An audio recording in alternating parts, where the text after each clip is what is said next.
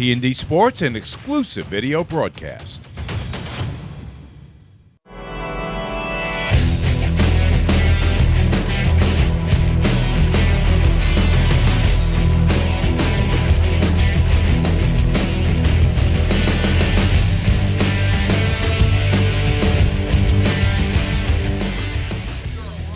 Friday night in the Big Apple. It is Game 3 of the rubber match featuring the Oklahoma City Spark and the New York Rise on the All-Women Sports Network.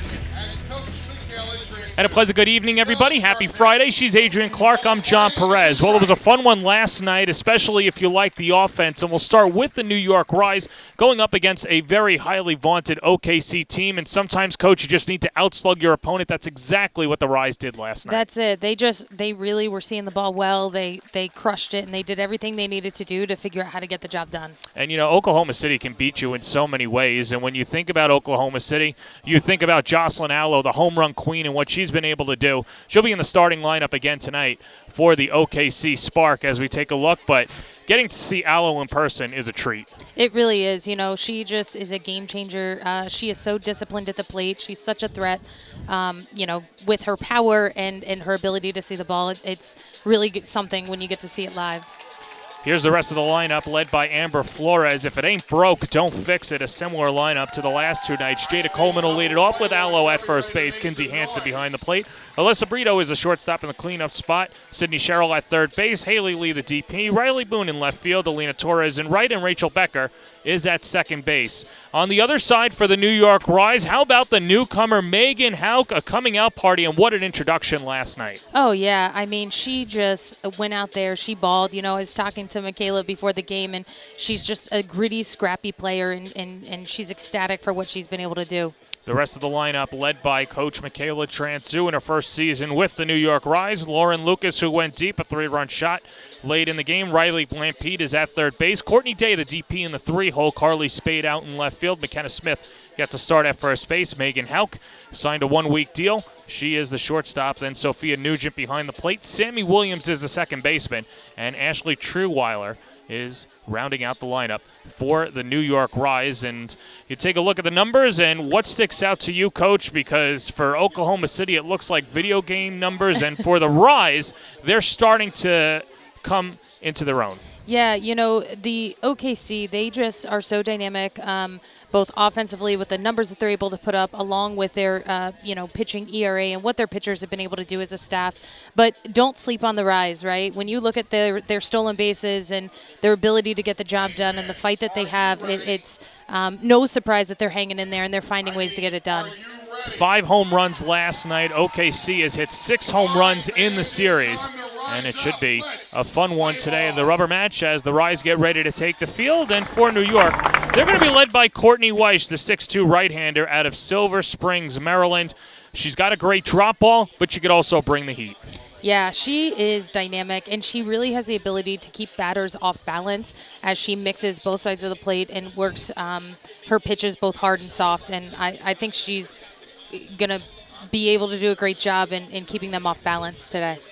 Courtney Weiss, 0-2 on the season, has a save, a 4.14 ERA. She's walked 16 batters, struck out 17, given up 19 runs, 14 of them earned. She came on Wednesday night. It was a run rule loss for New York, falling 10-0 in the opener. And in that one, she gave up 3 runs on 3 hits in 2/3 of an inning, walked 2, but no strikeouts. And you know, she's someone that was just thrown into a hot spot. OKC was red hot, so it didn't matter, honestly, who was in the circle. Yeah, in those games, it's really tough to come into the game and really work to get the job done because it's you know, when it's such an offensive powerhouse and the momentum is in their hands, it makes it hard to combat that. The other thing, too, and I'll ask you as a head coach, for a team like New York that has been struggling this year at times, coming in at 9-17, they've had some tough losses. They've had run rule losses, and OKC having their way with them. It looks like Michaela Transu finally found a starting 9 that works, and I'd have to imagine that if it works for you on night 1, you're going to try it until it doesn't work anymore. That's exactly it. Michaela is such a fresh, face in the game, and she really is such a grounded foundational base of what she knows and what she knows about the game. So she is going to continue to do everything she can and find ways and people to get the job done. Jada Coleman will lead it off for the Oklahoma City Spark. And the first pitch of the night is at the knees for a strike. We're underway.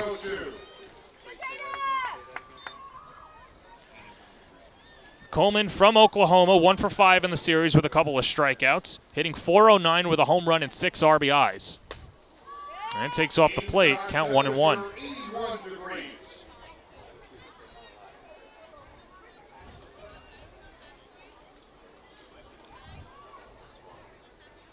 First victory for New York against OKC this year, and that's a little dunker out to left field, but an easy play for Carly Spade to record the first out of the evening. Defensively for New York, Carly Spade's out in left field, Ashley Trueweiler in center field with Lauren Lucas out in right, McKenna Smith at first, Sammy Williams at second base. Houck gets the start at shortstop, Riley Blampede at third base, Sophia Nugent behind the plate, and Courtney Weish in the circle. And a nice round of applause for Jocelyn Allo as she steps up to the plate. I know she's got some family here, but also an opportunity for Northeast fans to see Allo in person. That's right. You know, when you can grow the game in this way and you can give the opportunity for people to see such dynamic players like Jocelyn Allo, it really helps to motivate the youth in the game.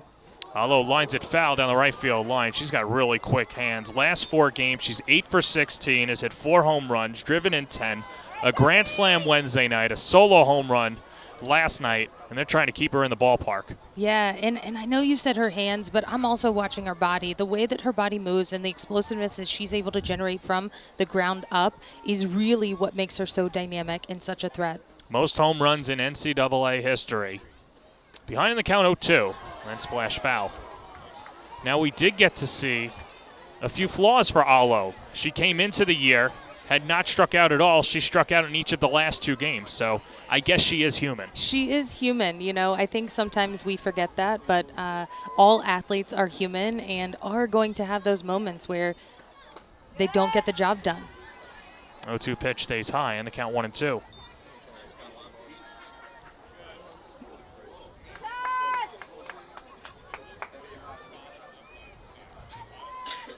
Sellout crowd here at Bill Edwards Stadium on a Friday night in Nassau County, and Allo stays alive.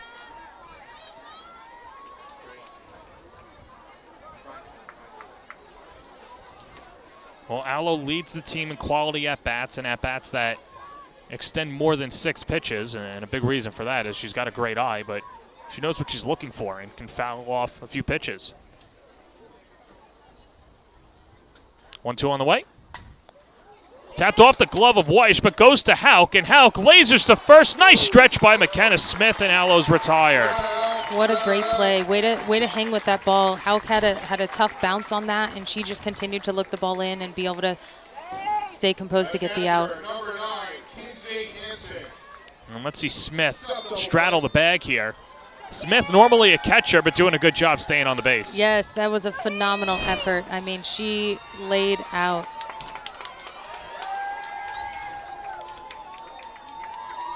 So 2 up, 2 down to begin the night for Courtney Weish. And here's Kinsey Hansen. And the backstop takes low for ball 1. Hansen 2 for 7 in the series with a triple and a walk, hitting .484 on the season. How about this? Hansen hitting .484, Jocelyn Allo .583. We've got Alyssa Brito on deck hitting .455. Yeah, it's tough. When one person might not get the job done, the next person does. And when you have those numbers, statistically, someone's getting it done most of the time. And it just goes to show, obviously, what the Spark have built and what they've parlayed over in Oklahoma, in that you can have Allo actually have protection behind her. Most programs will have a player like Allo, but then you can just pitch around her, not for OKC. Not for OKC. I mean, they have threat after threat, and so you have to throw your best stuff. You have to be on. You have to be working locations and really trying to deceive the hitters. You know, find a way to deceive them. Hansen ahead in the count, 2-1. The pitch, rolled on the ground, the short. This should be an easier play for Houck, but she muffs it. And it'll be an E6 as Hansen's aboard. Perhaps she needed some deflections, but Hansen keeps the inning going. Yeah, you know, I saw she stuttered a little bit with her footwork, and and she kind of overran it a little bit. You could see how she got it on the right side of her body. And anytime you're working through the ball, you really want to keep it on the left side so that you can see it in and be able to make that routine play. That brings up Alyssa Brito. 2 home runs on Wednesday night. Hitless last night. A double play. Check out all that pizza at the top of section 2. Brito coming into the series hitting .455, 4 home runs, 11 RBIs. And the count 2-0.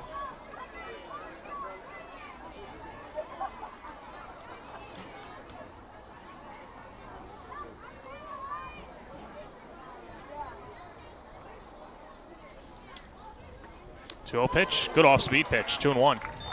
Yeah, she's going to need to really harness that pitch tonight. That's going to be the thing that's going to allow her to be able to get these outs, as you've already seen so far this game.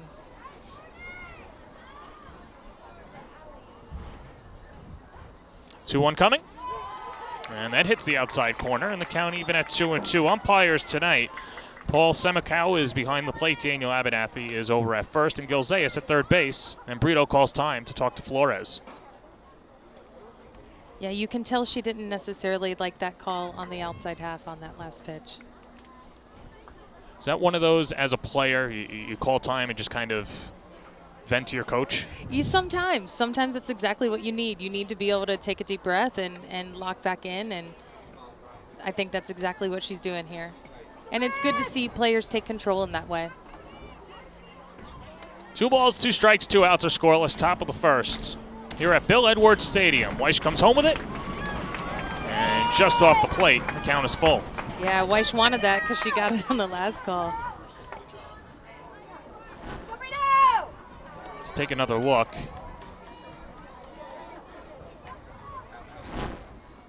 Yeah, just to the outside, just missed. 3-2 pitch. Check swing, does not go around. Ball 4, and the inning continues. So New York close to ending the inning, an E6 by Megan Hauk for the 3rd error of the series, and then Alyssa Brito works the walk.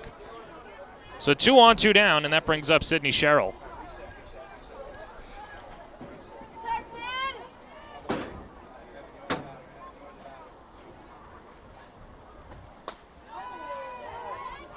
And Sherrill takes high for ball 1. That was a nice pitch.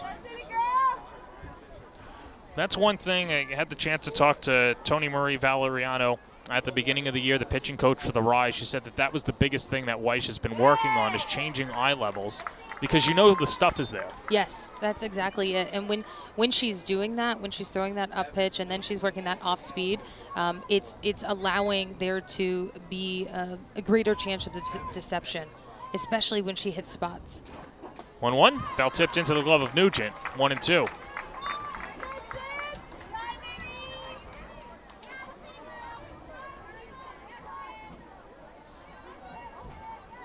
Weiss is strike away from getting out of a scoreless first. Pitch number 23 of the inning. Outside, count 2-2. Yeah, I wouldn't be surprised if she went back to something off speed here, or maybe something low in the zone.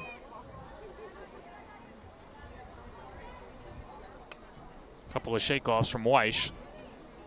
Now gets what she wants in the 2-2. Good job by Sherrill to stay alive.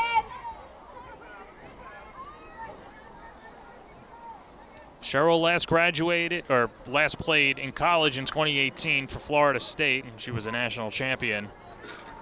One of the most decorated Seminole softball players in school history.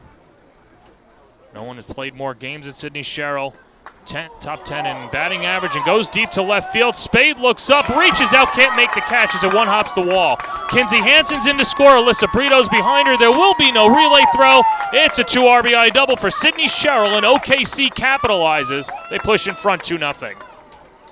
Yeah, what a great battle by Sydney Sherrill. And honestly, I thought Spade had that. She went back. She made a good read. It looks like she stretched out as far as she possibly could and just missed it. I'm not sure if it hit her glove or not. Yeah, Spade was playing in, and nice power by Sherrill the other way. Yeah, and think about that. I mean, even for her playing in and where she was, the fact that she was even close to that ball speaks to her aggressiveness, her ability to change direction, and her speed.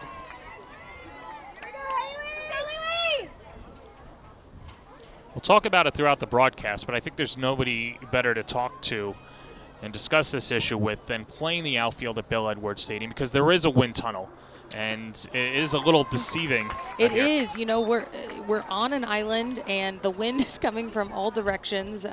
With any time of day, you can see the flag blowing in one direction, and then by the 7th inning, it's blowing in another. So you really have to make sure you're double checking which way the wind is coming from. Nugent keeps it in front in the count 1-2. But Cheryl spanked that one, so it didn't matter.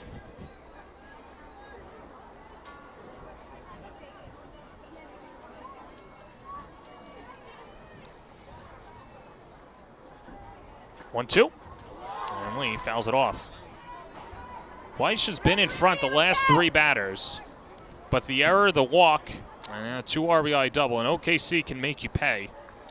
They can. They're disciplined at the plate, and either they're putting the ball in play or maybe they're drawing a walk, but they're always looking to make something happen. And Lee spoils off another pitch. And make you work for it, right? Like Weiss just having to throw more pitches. For the start of the game, that's tough, having to throw so many extra pitches. No, you're right. This will be pitch number 28 for Weiss. Lee 2 hits in the series. They're both solo home runs in 6 at-bats. 1-2 coming. And we'll do it again.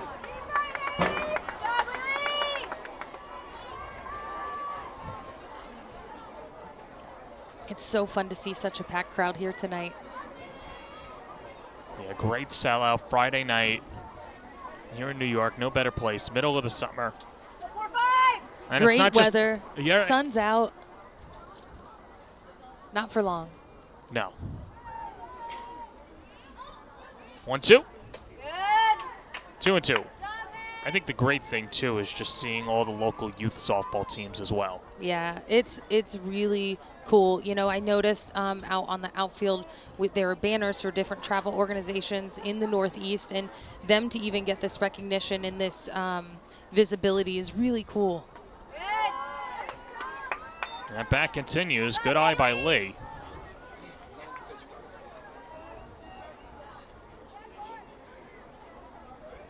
This will be the 9th pitch of the at-bat. Weiss to Lee. Payoff pitch. And we'll have another.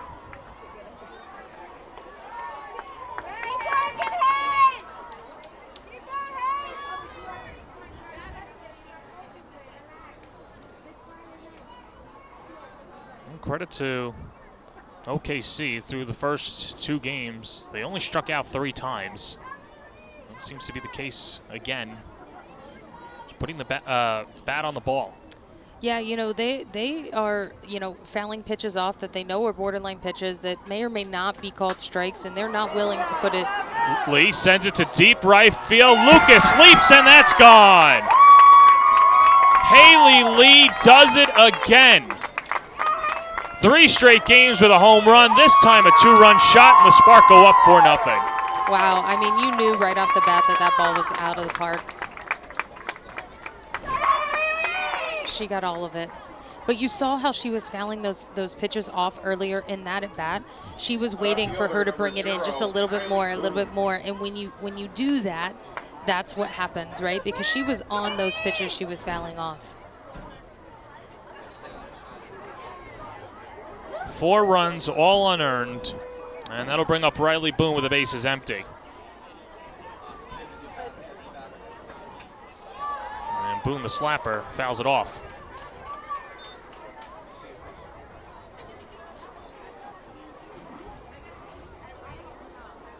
Boone, an interesting case because she was coming in not at 100%, dealing with a nagging ankle injury. Was lifted in each of the last 2 games, but gets the start again. Yeah, and when she's relying on her speed with an ankle injury, right, like that's got to be so tough kind of coming back because she's wanting to go full speed. She's trying to go full speed, but, sometimes the body is just still recovering. 1-1 pitch.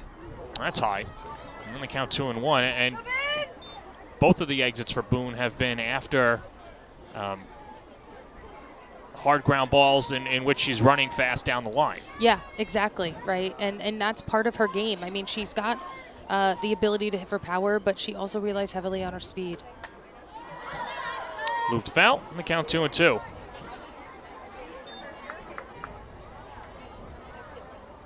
Please keep those balls away from my car. Weiss trying to lock it down. This will be the 40th pitch of the inning. 2-2. And we'll have 41. I like that she came inside there. I hope that she continues to try to, work both sides of the plate. When you stick to one side, it makes it easier for hitters. When she can come in like that to Riley and work both sides of the plate, I think it's going to help her find a way to get the out here. 2-2. Right back to the circle. Weiss stabs it and then fires to first to get Boone. But a 2-run home run by Haley Lee and a 2 RBI double by Sydney Sherrill give OKC a 4-0 lead going to the bottom of the first. Conveniently located in Rockville Center, Frank's Steaks is a refined but casual, authentic New York steakhouse on Long Island. Since it opened 40 years ago, Frank's Steaks has been committed to serving high-quality prime cuts of beef in a timeless New York atmosphere with a friendly, attentive waitstaff. It's this obsessive dedication to our craft that has led Frank's Steaks to becoming the local destination for special dinners and celebrations. Baker Air is a veteran and family-owned heating and air conditioning company from Long Island with more than 3 generations of HVAC experience. We value our customers and take great pride in our work. We strive to make Baker Air's goal to remain fair, honest, loyal, and reliable. Our customers are the ones who keep our small business thriving. Request an estimate today at bakerair.com. College planning is a complex, multi-year journey requiring academic and standardized test success, resume building, and sensible college selection, as well as application savvy. Our college readiness services are designed to help you start early, stay organized, and navigate the critical process with confidence. With college admission and financial advising and ACT, SAT test prep, visit methodlearning.com today.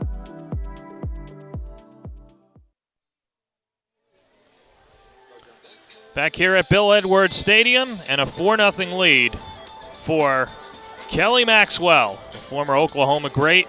Struck out the side in a scoreless 6th inning on Wednesday night, and she has been dialing it up so far this year, making her 3rd appearance, the Jacksonville native, 4th player in Florida softball history to be named SEC Player of the Year, and then finished it out at Oklahoma.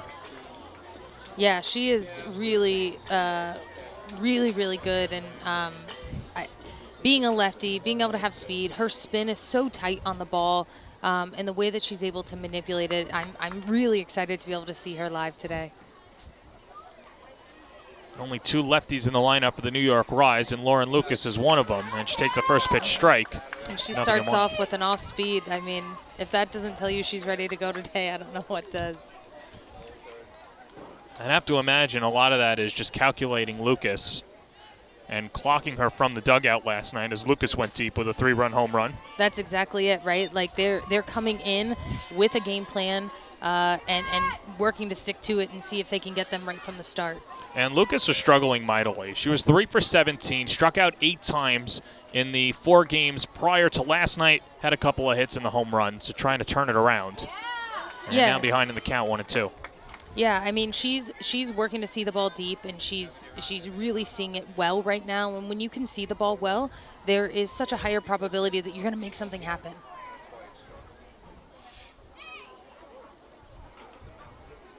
One-two on the way. And Lucas lays off, 2-2.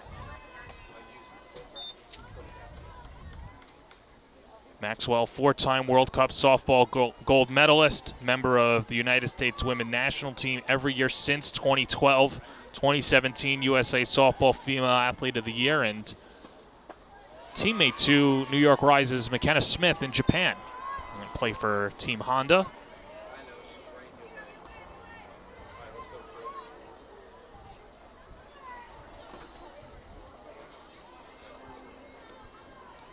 Lucas has worked the count full. And the payoff pitch coming to the lefty. Foul tipped into the glove of Hansen, strike 3. That's a tough pitch.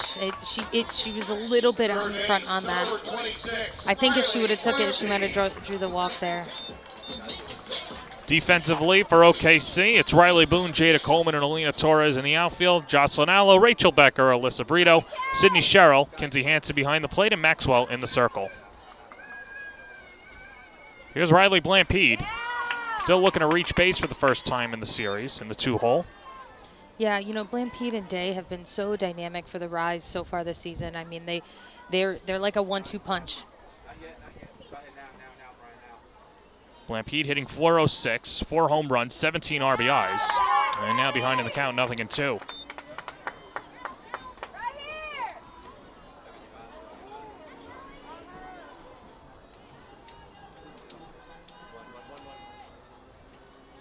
Maxwell working quickly, and ahead in the count again. And that's outside.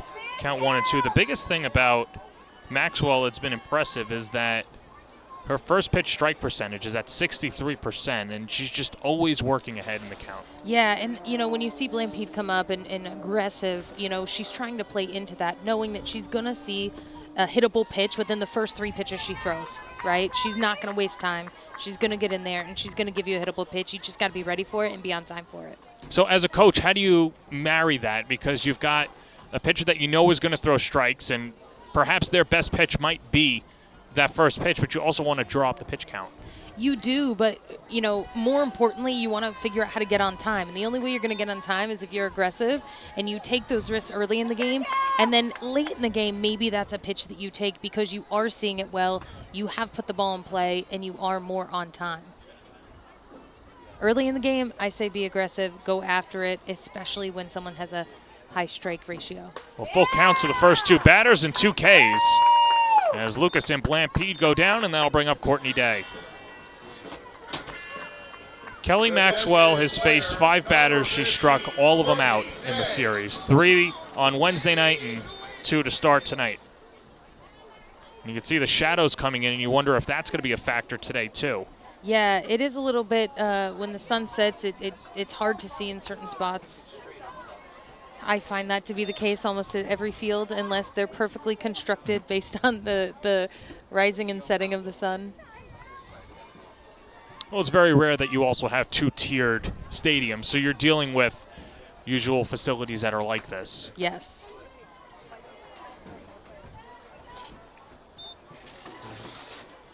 Courtney Day, 1 hit and 6 at-bats in the series. And .357 on the season. Started the year red hot, but trying to find her power again. Had 8 home runs in the month of June, but looking for home run number 9. The pitch. And that's inside. And the count 3-0.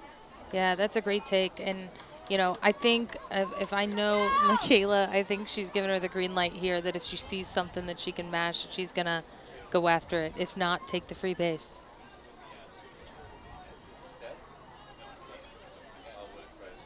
.3-0. That's upstairs, ball 4. And so the Rise in search of base runners get one in Day, and that'll bring up Carly Spade.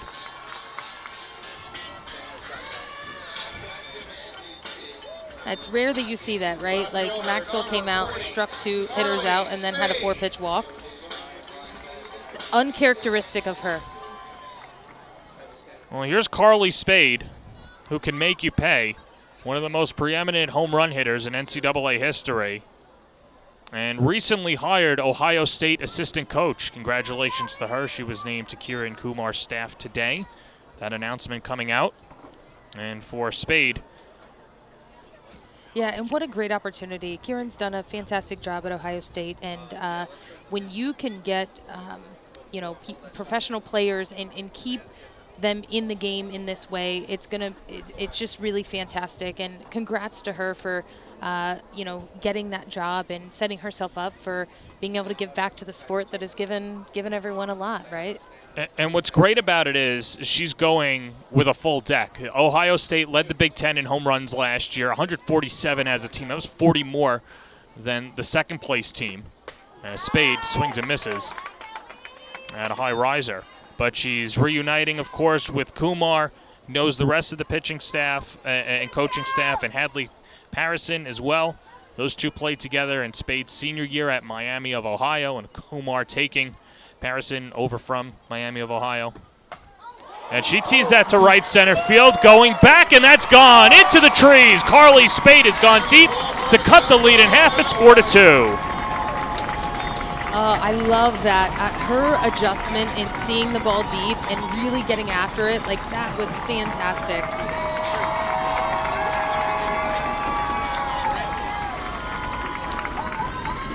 Let's take another look.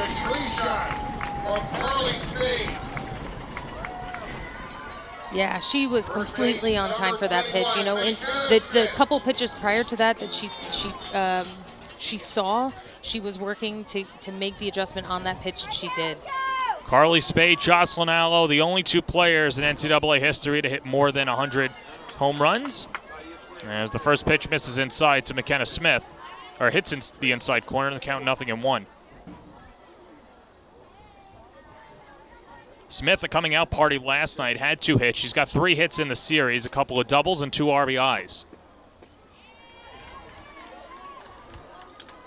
I love the spark from the Rise, right? They are built from a lot of mid-major players, right, that are getting these professional opportunities for the first time, right, and had to work really hard for them. And if this doesn't tell you what kind of vibe they have in the dugout tonight, I don't know what does. It really seems like it's carrying over from yesterday. Smith back to the circle, and Maxwell fields it and throws out her teammate. And the inning is over. But Carly Spade's gone deep. And for the first inning, it's a 4-2 game going to the second. With proven day programs, routines, and expert coaching, Camwood Elite is the one-stop shop to improve your game or pick up some of the elite equipment in the nation. From pro-grade game bats to elite training, check out camwoodbats.com today.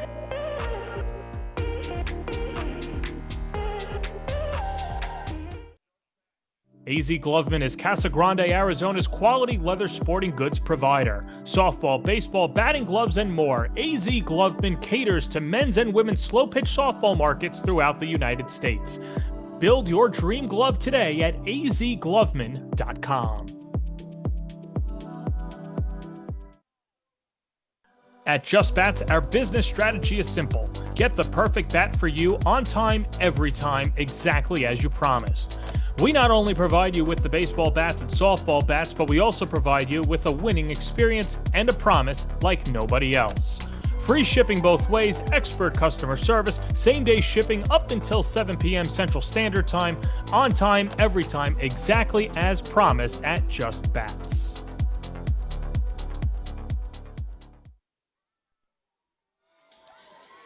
Sold out crowd on a Friday night. There are the Lynbrook Owls, other youth organizations here, and just great to see here at Bill Edwards Stadium. And if you would like to come to a game, there's one more homestand remaining next week against the Orlando Monarchs, Monday, Tuesday, and Wednesday night, 7 p.m. first pitch. You can purchase tickets at thenewyorkrise.com. Alongside Adrian Clark, I'm John Perez. We got a new pitcher. Allie Light comes in after Courtney Weiss had to throw 42 pitches in the first inning. As Light comes in from San Diego State, 1-3 on the year, a 5.39 ERA, and trying to keep this a 4-2 game and trying to provide some length for New York. Yeah, I like this move. When you can make adjustments to pitching and you make them, aggressively, especially against the Oklahoma team, I really think it could add benefit to keeping the hitters off balance as they're nearly one time through the lineup here.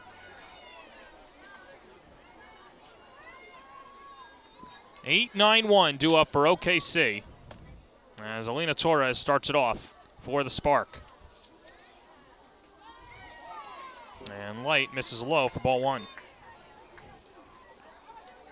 Torres from Glendale, Arizona, 1 for 4 on the series, homered last night. Hitting .333 on the season with a home run and 7 RBIs. That home run, her only extra base hit so far. And the count even had a ball and a strike.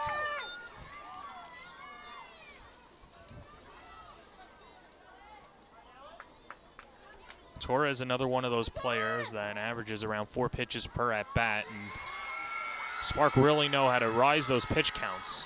1-1, 2-1. Yeah, and if you look, all of their hitters, for the most part, they're so calm and balanced in their legs. You don't really see any movements from them, right, until the pitch is reaching the contact zone. 2-1 pitch. And chop foul, 2-2.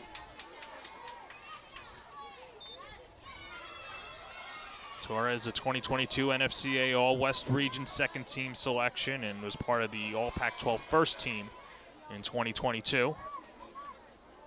667 OPS. Count even at 2-2. Light comes home with it. And it's lifted to shallow right, but Lucas angling back makes the catch for the first out of the second.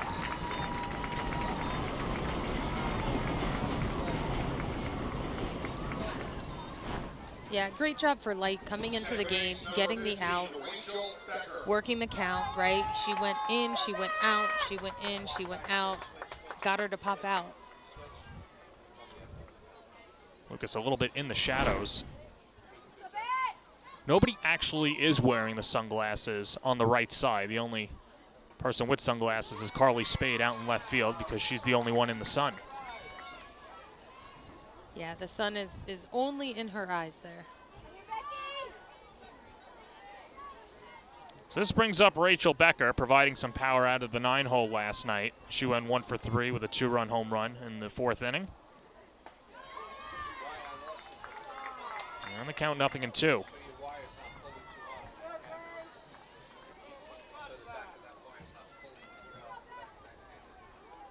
Holly Light last pitched against the Atlanta Smoke back on July 5th. Went 4 innings, gave up 3 runs on 6 hits, 2 walks and a strikeout.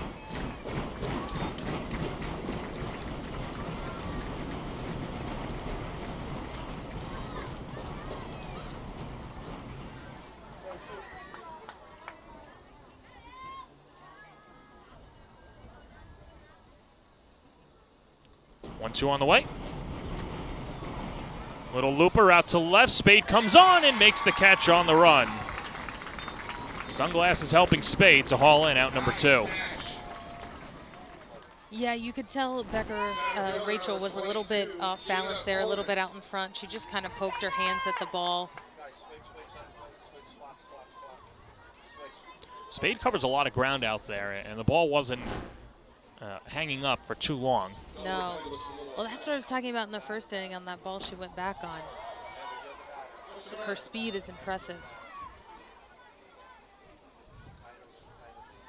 It's an interesting outfield because Spade and Lucas both are speedy, and Ashley Treeweiler normally played the corner outfield positions last year and first base, but she's manning center field tonight and did so last night.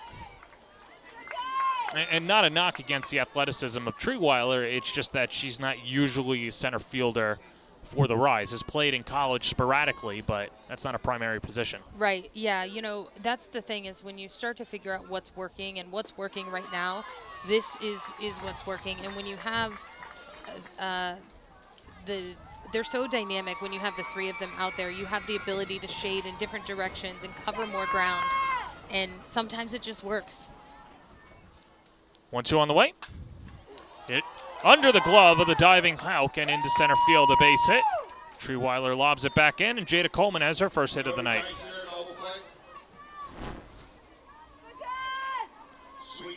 How about Hauk? She gets to it. It's just a tad under her glove. Yeah, you know, she was shaded a little bit more in, a little bit more shallow on that ball. She took the right angle. She was there. She just came up a little bit short in stopping it. So the inning continues for Allo. Grounded out to short in her first at-bat. And on appeal, no, says the first base umpire, Daniel Abernathy. Count 1-0.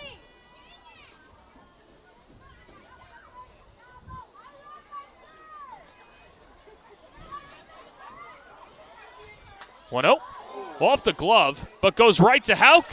And right place, right time, feeds Sammy Williams. Second time, Hauk has fielded a deflection and has converted an out. On the same hitter. 4-2 going to the bottom of the second. Phoenix Tube is one of the world's leading stainless steel long products, with focus on ornamental and structural tubing, as well as processed flat bar. What began as nothing more than the founder's vision, the company started from very humble beginnings in 1980. 40 plus years later, the company has over 25 production lines, as well as a full line of slitting and finishing capabilities. An everyday commitment to uncompromising quality and superior customer service has enabled them to build a loyal customer base. The growth has been further fueled by continued and heavy investment in state-of-the-art equipment and technology, enabling them to remain at the forefront of the industry. As Phoenix Tube begins its 5th decade, it looks forward to a promising future with the same commitment to the principles that have guided them for these years. Learn more today at phoenixtube.com. Baker Air is a veteran and family-owned heating and air conditioning company from Long Island with more than 3 generations of HVAC experience. We value our customers and take great pride in our work. We strive to make Baker Air's goal to remain fair, honest, loyal, and reliable. Our customers are the ones who keep our small business thriving. Request an estimate today at bakerair.com. Bottom of the second inning, 4-2 OKC over the New York Rise. She's Adrian Clark. I'm John Perez, and that's the newcomer, Megan Hauk, introducing herself in a big way last night and just smiling ear to ear in the post-game interview as well. She reached out to Michaela Transu earlier in the year, and Transu said, our roster's pretty full right now, but stay in shape. You never know what's going to happen. And she's done so, and she made the most of her opportunity. Yeah, and don't you love to see that, right? Like, given an opportunity, came in, got the job done, right? There's nothing grittier than that. And that's just what you see in the way that she plays, the way that she's carrying herself, and she's just so happy to be here. They both have that upstate New York connection, as Hauk is from Ravenna, New York, just outside of Albany, and of course Transu at Binghamton. But Hauk has been a nomad in college, starting her career at Colgate, then Tennessee Tech, before finally ending her career at Bryant. 2 for 4 last night, 4 RBIs. And the 1-0, swing and a miss, it a rise, and the count 1-1.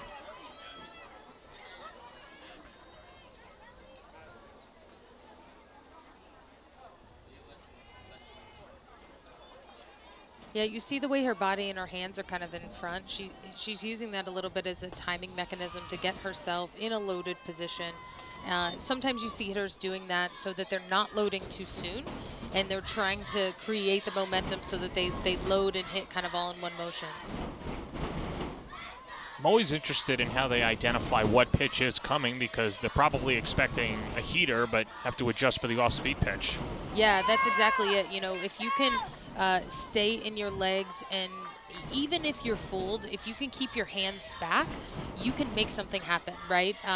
Even if your body's totally out in front, your hands, you can just kind of like poke at it and still be able to make something happen with an off-speed. Count even at 2-2, home half of the second. Swing and a miss. Down goes Hauk as Maxwell goes up the elevator shaft for her third K of the night. Number 17, Sophia Nugent.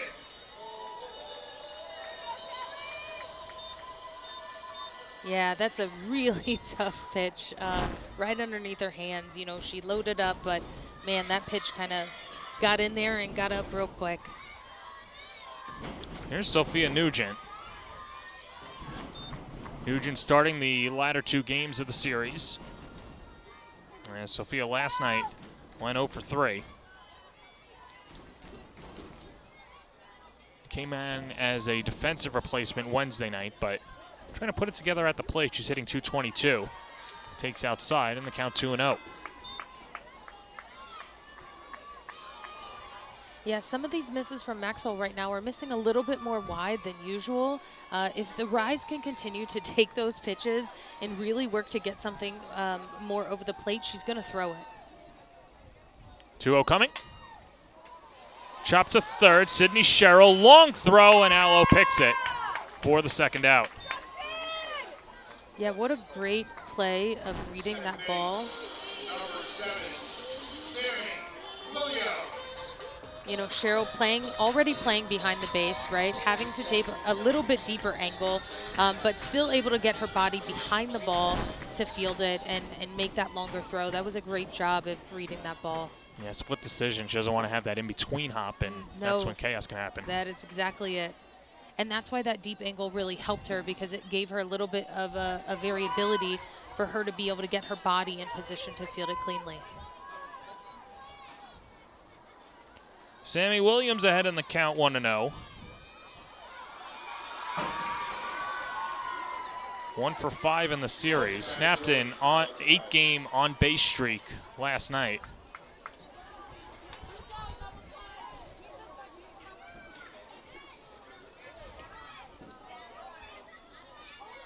Runs to the count 2-0.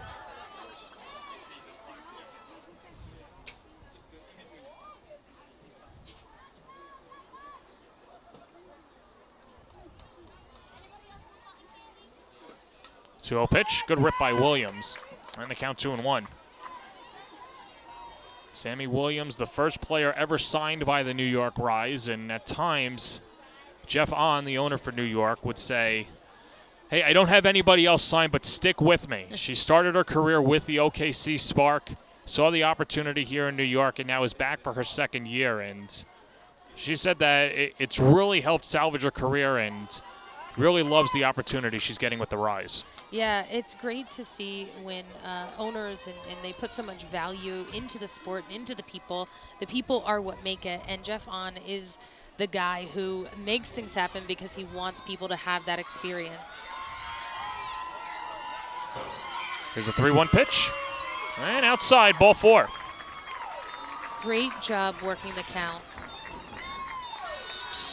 Second walk by Maxwell, and that'll bring up Ashley Treeweiler.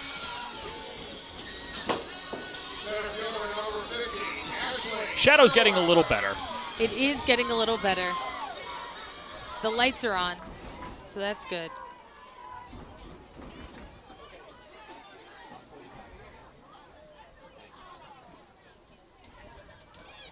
Treeweiler hit her second home run of the year last night and continues to hit the ball well in the month of July. Now hitting .365 in the month. 4 extra base hits. And a stolen 4 bases, so a threat on the base paths. She represents a tying run. Swing and a miss, 1-1.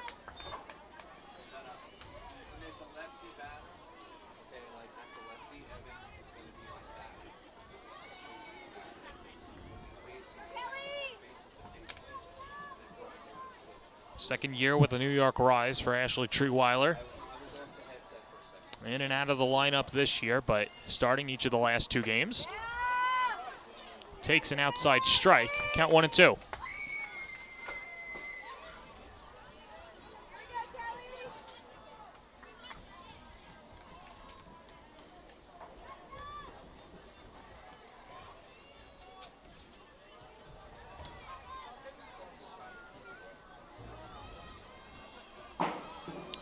One, 2. Right down the middle, strike 3 called. 4 strikeouts for Kelly Maxwell through her first 2 frames. 4-2 going to the third. AZ Gloveman is Casa Grande, Arizona's quality leather sporting goods provider. Softball, baseball, batting gloves, and more. AZ Gloveman caters to men's and women's slow-pitch softball markets throughout the United States. Build your dream glove today at azgloveman.com.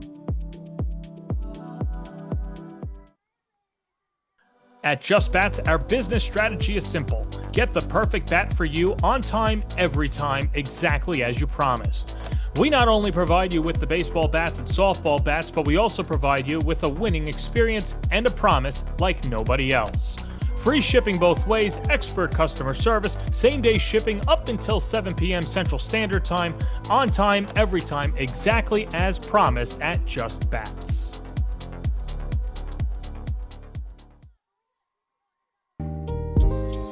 Times Square on a Friday night. The sun is setting in New York City. Some local heroes. You don't have to go to Ellis Island to see the Statue of Liberty. And, of course, Batman keeping track of Gotham. And here's our own hero, Double Play, and Ali Melendez. It's been a raucous crowd so far, and he's been a big reason for that. He really is. He brings all the energy. Now, he did some cartwheels yesterday. He's been challenged for the worm. Now, gets hugs from everybody around there. I think he's the number one. I know they do autographs after the game, but if you're either going to do autographs or selfies, a lot of these fans prefer the selfies. The selfies, yeah. You know, I think that's part of where we are now, right? If I could leave with a picture versus an autograph, I think I'd probably do the same.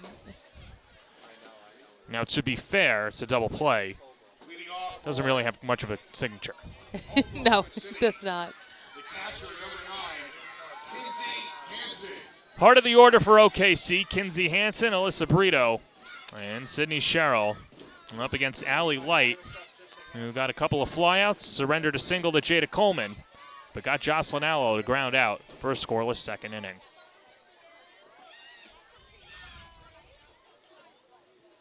Hansen reached on an error back in the first inning, and that really opened the floodgates. An E6 by Megan Hauk. Alyssa Brito then walked, 2 RBI double by Sherrill, and then Haley Lee went the opposite way for a 2-run jack. 1-0. 2-0.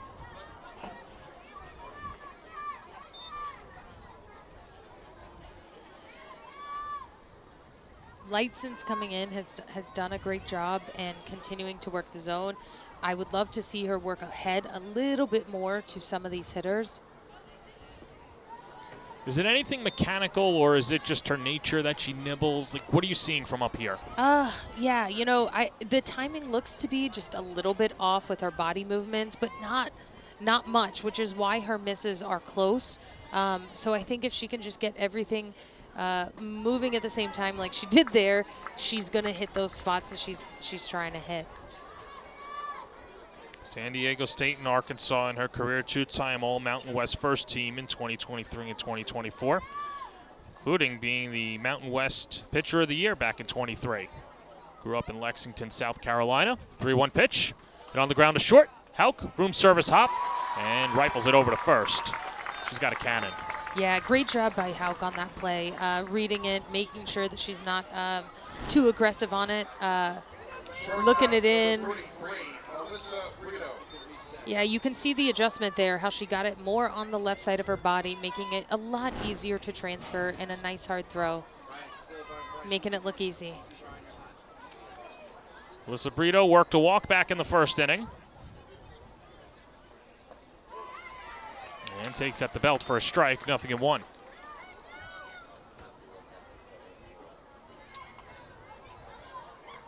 Brito selected 17th overall, which was a 5th-round pick in the Women's Professional Fast Pitch Draft back in 2023.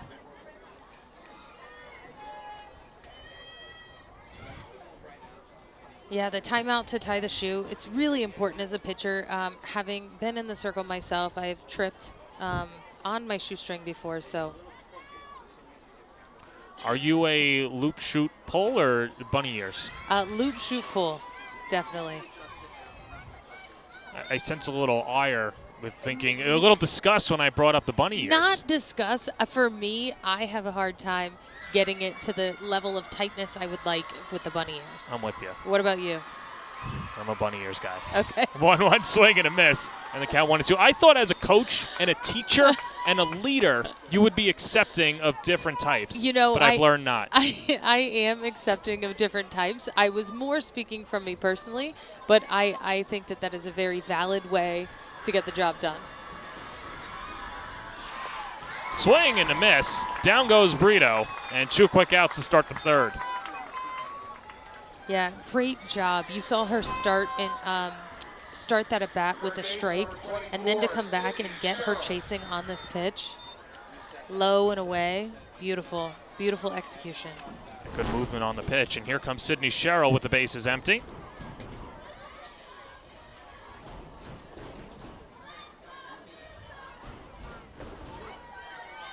And Light ahead in the count, 0-1.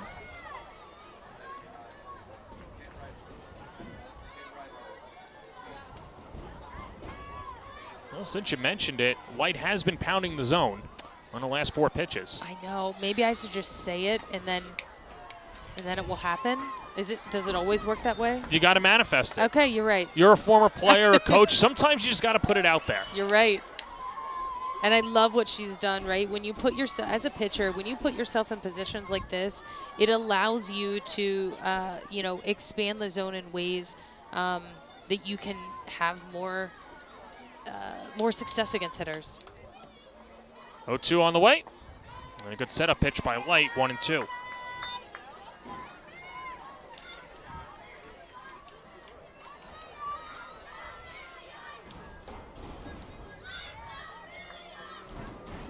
Light looking for the first 1-2-3 inning of the night. 1-2. Lifted to deep left center field. Spade goes back, and that's out of here. A laser off the bat of Sydney Sherrill. She goes deep for her second home run of the year, and OKC expands their lead to 5-2.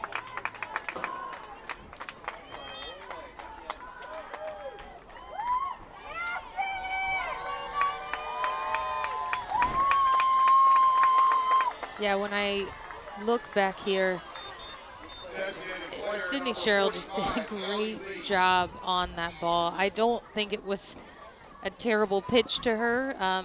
She sort of, if you saw how the ball was more in the inner half, and she kept her hands inside, she sort of inside-outed it with power, right? That's not easy to do. It's really interesting to see some lefties get the stereotype of being a slapper, but Sydney Sherrill hits to all fields, and that's on display tonight. 2 RBI double the other way, now goes deep. And here's Haley Lee, who went the opposite way in her first at-bat for a 2-run home run.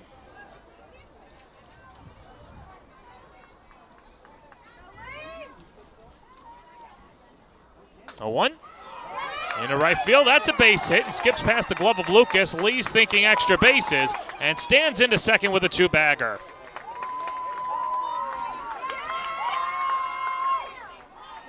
Yeah, that was a very similar pitch that she got in her previous at-bat that she hit the home run on.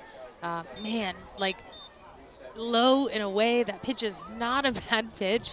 What she's able to do on those pitches on the outer half is incredibly impressive. There's a swing. Her timing, her execution.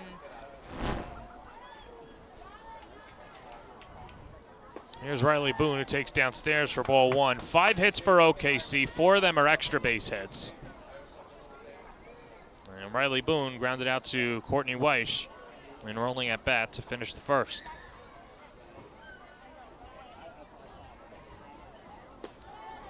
Boone now 4 for 7 in the series. And you see McKenna Smith, the first baseman, playing in, and Smith last night continued to play in, and Boone just shot it right under her glove into right field. Yeah, the positioning is everything. They're playing the odds, right? They're giving something up. They're giving up that hard hit. This is an easier play for Spade. Makes the catch, and the inning is over. But Sydney Sherrill's solo home run extends the lead to 5-2, 2.5 in the books. College planning is a complex, multi-year journey requiring academic and standardized test success, resume building, and sensible college selection, as well as application savvy. Our college readiness services are designed to help you start early, stay organized, and navigate the critical process with confidence. With college admission and financial advising and ACT, SAT test prep, visit methodlearning.com today. At Just Bats, our business strategy is simple. Get the perfect bat for you on time, every time, exactly as you promised. We not only provide you with the baseball bats and softball bats, but we also provide you with a winning experience and a promise like nobody else. Free shipping both ways, expert customer service, same-day shipping up until 7 p.m. Central Standard Time, on time, every time, exactly as promised at Just Bats. Conveniently located in Rockville Center, Frank's Steaks is a refined but casual, authentic New York steakhouse on Long Island. Since it opened 40 years ago, Frank's Steaks has been committed to serving high-quality prime cuts of beef in a timeless New York atmosphere with a friendly, attentive waitstaff. It's this obsessive dedication to our craft that has led Frank's Steaks to becoming the local destination for special dinners and celebrations.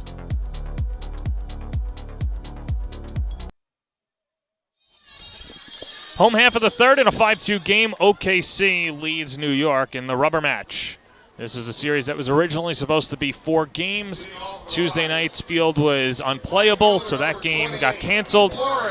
OKC winning on Wednesday night. New York returning the favor last night. And Lauren Lucas steps up to the plate with her team trailing by 3. She's Adrian Clark. I'm John Perez. And now, second time through the order, what adjustments do you want to see out of Kelly Maxwell? Yeah, out of Kelly Maxwell, I want to see her be more aggressive early in the count. She kind of got away from that and continue to use her off speed to set up her rise ball. Lucas swings through the first pitch, and the count 0-1. She struck out swinging in her first at-bat. 4 strikeouts through the first 9 batters for Maxwell, 1 walk, and has given up a 2-run home run to Carly Spade.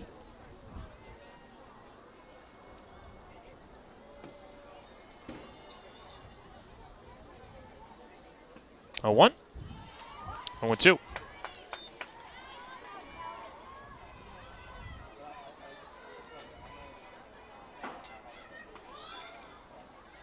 Maxwell, we mentioned the efficiency that she's had and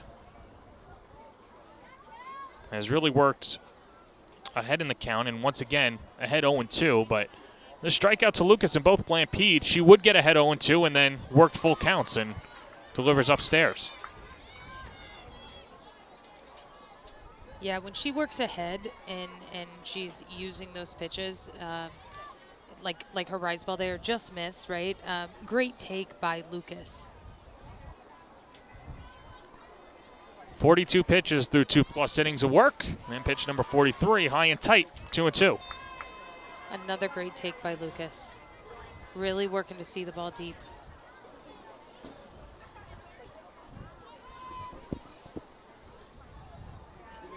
Well, for New York, you'd love to chase Maxwell, but you've got Maddie Penta looming in the dugout. Certainly a great option after she threw 5 scoreless innings on Wednesday night. And like the first at-bat, Lucas has worked the count full. Yeah, great job by Lucas.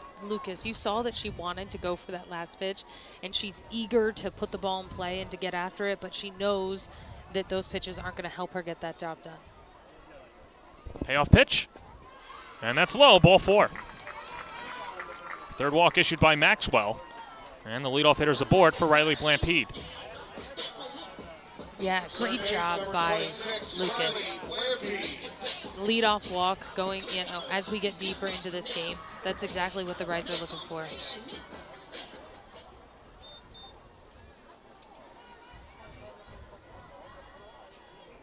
Blampede a strikeout back in the first. Would have represented the tying run, but a home run by Sydney Sherrill last inning, extending the lead to 5-2.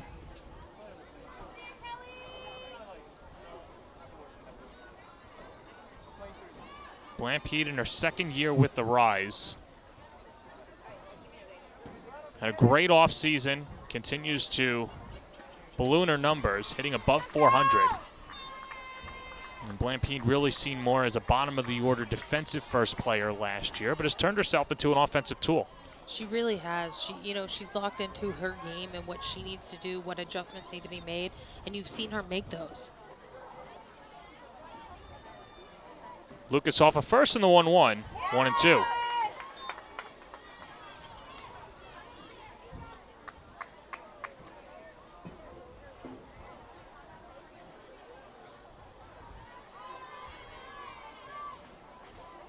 Maxwell continuing to change the eye level, and now ahead 1-2. Got her. Second time Blampede goes down via the K. It's 5 strikeouts for Kelly Maxwell and 1 away in the third. Designated player number 15, Courtney Day.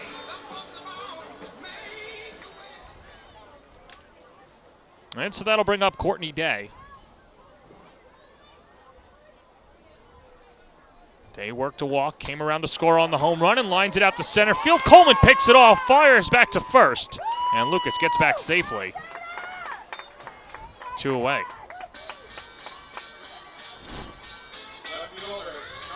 Yeah, I love Day's approach here. Aggressive, right on it, line drive up the middle. Couldn't have done anything more with it. I don't know that we needed that throw from Coleman. There's this thing that you don't ever want to have unnecessary throws, right? They could have turned into extra bases. Thankfully, that did not. Allo was able to stop it over there at first. It was interesting because she did that a few times last night, and Coleman, she's a fun player to watch. I think she knows how good she is defensively and the wizard that she is. There were a few dekes that she had that froze base runners and even deked a few players on the home runs, balls that were long gone, and she looked like she was going to settle under them and then just watch the ball go over the fence. Yeah, she's really dynamic. She sees the game. She's reading everyone right now, right? And that's what makes her so much of a threat is like she saw that the runner was off. She saw that she got to the ball so quickly. She had it in her glove. And she was just looking for a back pick. If you're going to do that, though, I want to see you make a good throw, right? And I want Allo to be expecting it. No, you're right. And, of course, Allo doing a good job keeping it in front. That's all you can do.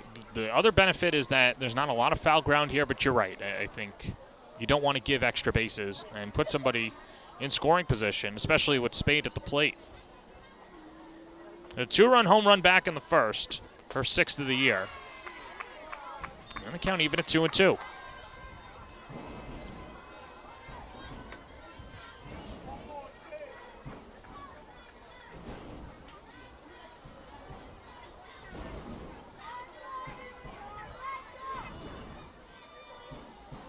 Two-two pitch. And that's in the hole and into left field for a base hit, and Spade's got her second hit of the day. Boone knocks it down as Lucas scampers to second, and Carly Spade on at first. Yeah, Carly did a great job exploiting the hole. You can see where Brito was, pinching up the middle, the 5-6 hole wide open. She almost got a glove on it, but not. She hit it so hard that she didn't really have that much of a chance. Even if she did stop it, I think Spade beats that out. So here's McKenna Smith. Second opportunity against her teammate from Honda out in Japan. That misses off the plate in the count 1-0. Smith grounded out to Maxwell back in her first at-bat. Has some pop. Couple of doubles last night. 8 extra base hits on the season. And that's going to be Brittany Williams to go out and talk to Maxwell and give her a little breather.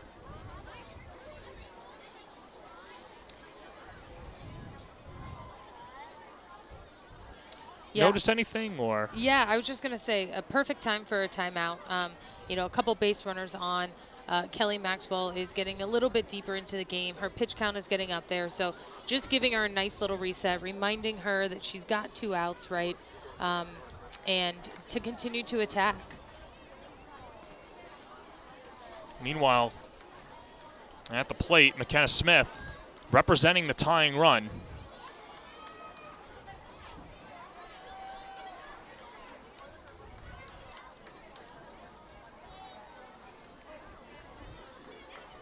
Good opportunity for Smith. Play resumes and we get ready. And the pitch inside.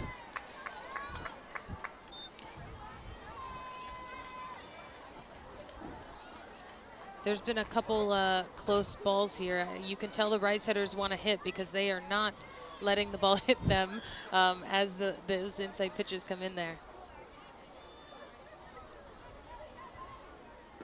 Pitch. That's upstairs.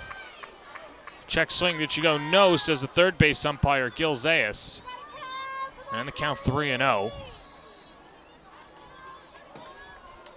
It is NCAA rules for the umpires, which is why the appeal goes down to the third base umpire. I think it's silly, but those are the rules, so that's why you appeal there. Those are the rules. Because Daniel Abernathy has a better vantage point on the right side, wouldn't you say? Yes, except he is up the middle. He's not directly down the line. I think that's why they default it. Well, Smith didn't swing at all, and now the bases are loaded. And it looks like we'll get a pinch hitter here for New York. And the bases will be loaded for Alex Brown.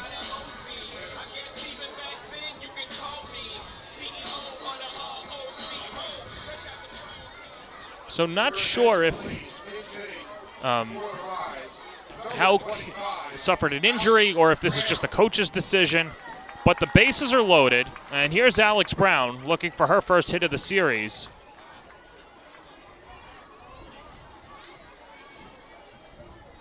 Yeah, sometimes when I think every coach has players in the lineup that they know when they get runners in scoring position or they get bases loaded, they know that they want to put a certain hitter in because they statistically will get the job done, right? Like you always have that one hitter that's going to be the first one off the bench that you're going to use, but you're going to play it like a chess piece. You're going to wait until the perfect time to put them in, and why not now? And the Rise are shorthanded too. No Jenna Laird. She didn't participate in warm-ups, dealing with a back injury, and the hope is that she's ready to go next week.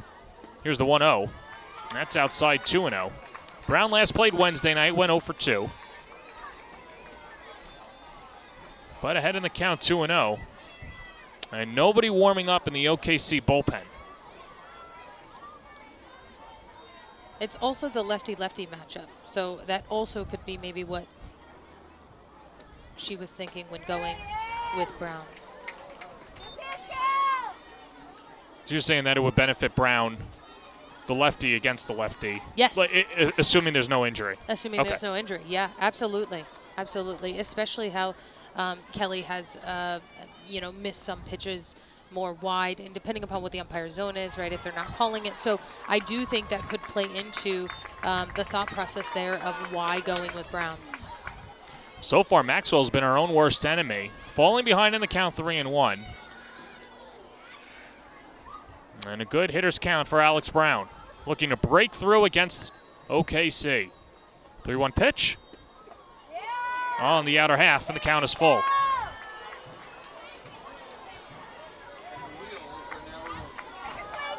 These are the best part of the game. Bases loaded, full counts. Beautiful night, good weather. Good company. Good company. 3 balls, 2 strikes, 2 outs, a 5-2 lead for OKC. Payoff pitch, and that's hit in the air out to left field. Boone going back, but she's there, makes the catch, and the inning is over. New York leaves them loaded, and we're through 3. 5-2 OKC. College planning is a complex, multi-year journey requiring academic and standardized test success, resume building, and sensible college selection, as well as application savvy.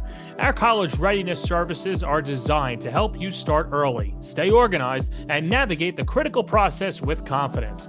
With college admission and financial advising and ACT/SAT test prep, visit methodlearning.com today.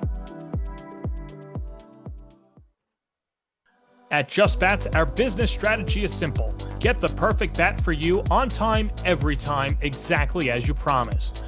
We not only provide you with the baseball bats and softball bats, but we also provide you with a winning experience and a promise like nobody else. Free shipping both ways, expert customer service, same-day shipping up until 7 p.m. Central Standard Time, on time, every time, exactly as promised at Just Bats. Baker Air is a veteran and family-owned heating and air conditioning company from Long Island with more than 3 generations of HVAC experience. We value our customers and take great pride in our work. We strive to make Baker Air's goal to remain fair, honest, loyal, and reliable. Our customers are the ones who keep our small business thriving. Request an estimate today at bakerair.com.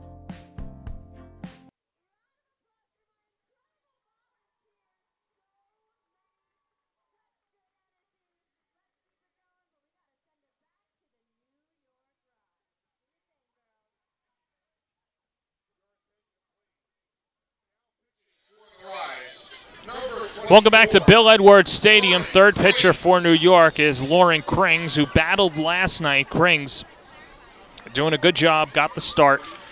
Went 3 1/3 last night, gave up 4 runs on 6 hits, 2 walks, 2 strikeouts as she picked up her second win of the year. And one more thing, too, for New York, Megan Hauk re-enters. So we were talking a little bit of strategy, and you're right. Coach Transu wanted the lefty-lefty matchup, and good to see that Hauk is okay and it's not a health issue. Yeah, exactly. And the first pitch to Alina Torres is outside for ball 1.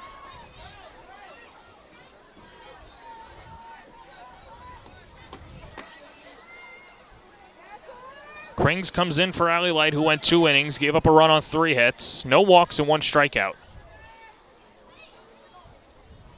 And another good move by making another pitching change here.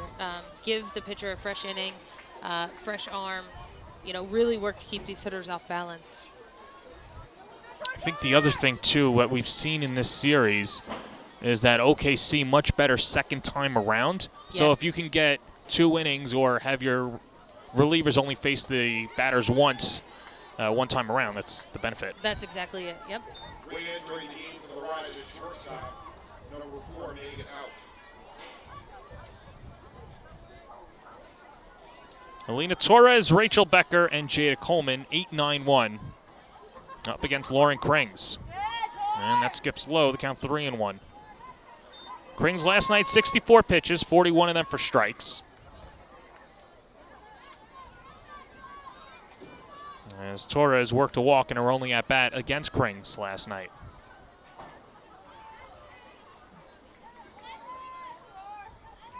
Behind in the count, 3-1.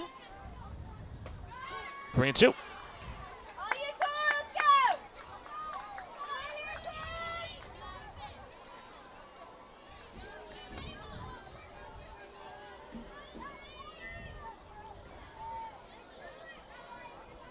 Krings, a great career at Mizzou. Grew up in Loveland, Colorado. Had the opportunity to pitch against TC Colorado in her hometown. That's sky to right, and that's gone. Another home run for Oklahoma City. This time it's Alina Torres. 6-2, OKC on the road. Yeah, you are seeing the Oklahoma team, if I think about all the home runs that they have hit, they've all been opposite field, right? They're letting the ball get deep. They're seeing it in. And this is no exception. Just seems like the ball gets into a jet stream in right field and carries out. It does a little bit, actually. I've seen a lot of home runs go over that right field fence, and some even land on top of the building out there. Here's Rachel Becker. Flew out to left in her first at-bat. And then misses outside for ball 1. Yeah, you can see a little bit of frustration, I think, in all of the pitchers in the game today. Really trying to work the zone and find the zone, and just a little inconsistency there as they're navigating, trying to figure out what exactly that is. It's now 10 home runs in the series by OKC. Rachel Becker has one of them as well. Happened last night.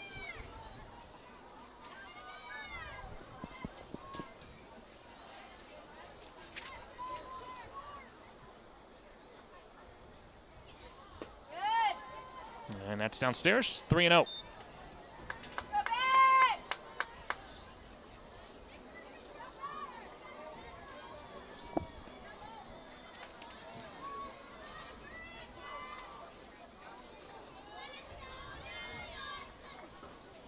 Well, this is where you want to be. Behind in the count, 3-0 to Becker. Has a take sign and takes outside. Ball 4. First walk issued by Krings, and that'll turn over the lineup for Jada Coleman. Yeah, I as a pitcher, I really want to go after the 9-hole and try to eliminate turning the lineup over again. But also, Becker's a threat. I mean, she had that home run in the other game. She also is so good at seeing the ball.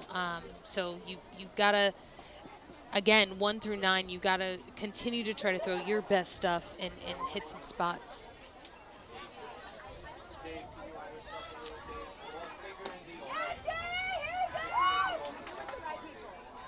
Coleman a hit and a fly out in 2 at-bats. First time facing Krings.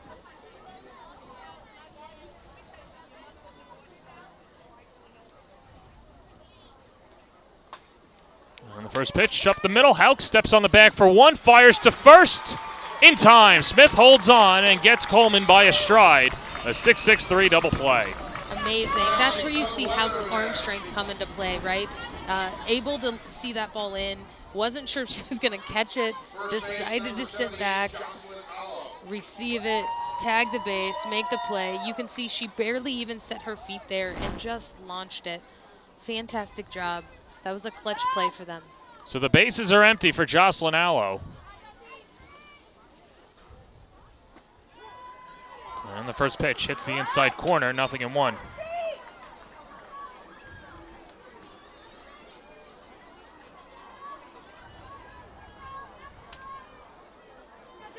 Allo, a couple of ground outs to the shortstop, but both happened the same way, hitting off the glove of both Courtney Weiss and then Allie Light. Serves a foul down the right field line. 0-2.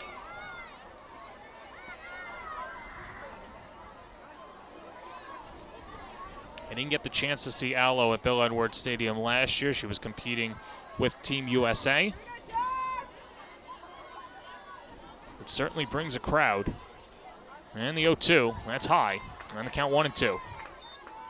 She does. She brings a crowd. You know, what's also cool is just hearing all of the youth in the stands cheering for all of the players, right? Like, while there's some names that they recognize more than others, they also see local talent here, which is really amazing for them to see.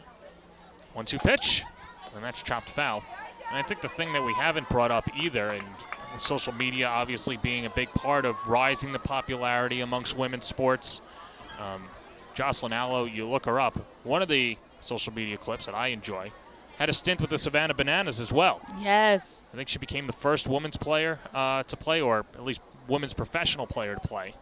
Yeah, that was amazing. You know, what the Savannah Bananas have been able to do, and being able to bring in talent from our game into that game is really something special. I want the yellow suit. The yellow suit is pretty cool. 2 balls, 2 strikes, 2 outs. 6-2 lead for Oklahoma City. And Allo stays alive. I think my favorite part of the dance moves. Oh, yeah. Do you have good dance moves? No, but I'm committed. Okay. And that's what you need. That's all that you need to be a Savannah Banana, I think, is the commitment, right? I'm the player that I'm not going to hit 300 or home runs, but I will run hard to first. Perfect. Every team needs that player. But then I'd complain that I'm not playing every day. So that's my issue. 2-2 pitch, that's low. You count 3-2. Keep working, John!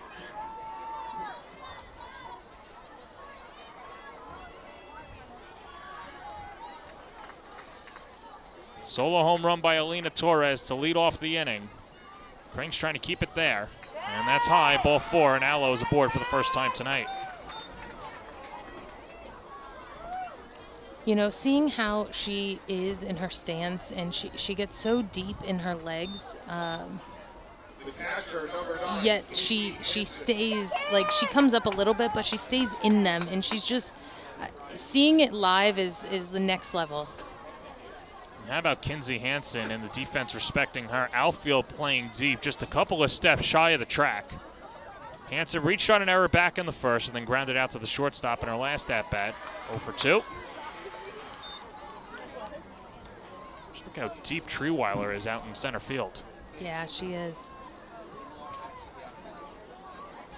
And there's Carly Spade. We had to zoom out to find her. 0-1.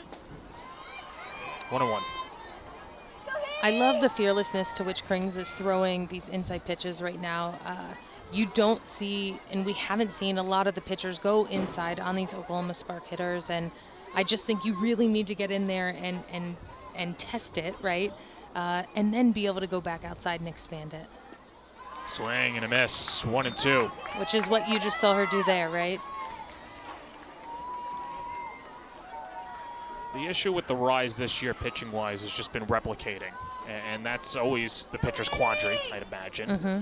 But that's certainly been on display this year with New York against good power-hitting teams like the Spark and the Smoke, Florida Vibe.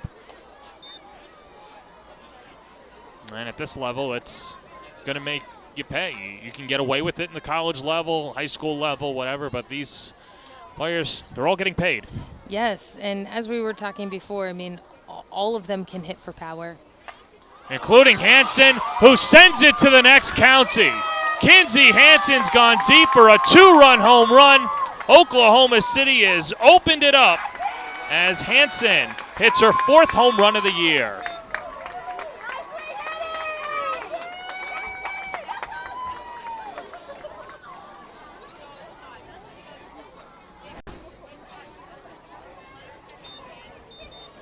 You know, I said I'd love seeing her go inside, and she went inside again. This one just got a little bit too much of the plate, and Kinsey was more than on time for that one. I think Hansen also enjoyed watching her come inside. I think she did too. I think she went inside the couple times, went outside, and kind of it appears as though she was anticipating Krings was coming back inside on that again. So here's Alyssa Brito.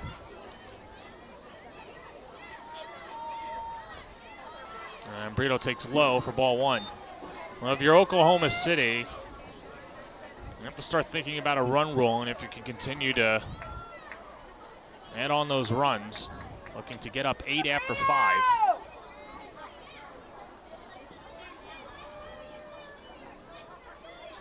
Swing and a miss, and the count 1-1.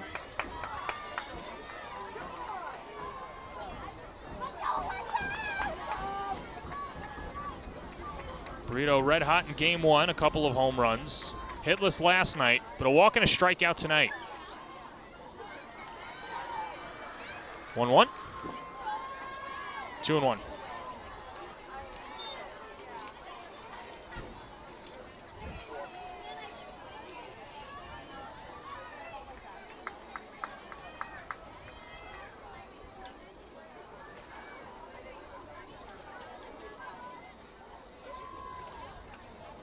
Two-one.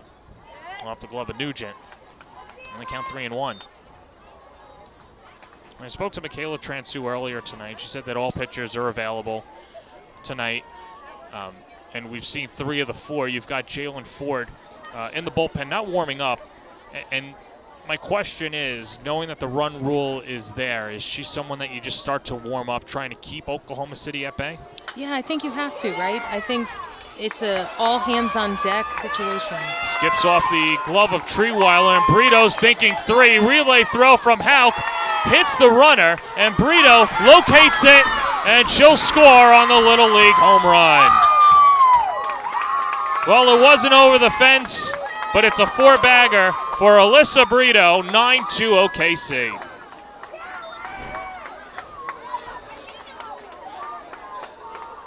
So it'll be a single and 2 errors on the play. Yeah, what a tough ball, right? Like that ball was smoked, and she kind of got caught in between, right? Does she charge it? Does she stay back? And it really just got her. But Brito's aggressiveness in taking third and then finding the ball, not exactly what I think the Rise were going for there. How about McKenna Smith trying to rally the rest of the crew? Third base number 24, Sydney Sherrill. Smith has been the everyday catcher, one of the captains of the team, and now the last 2 games getting the start at first base and just trying to settle everybody down.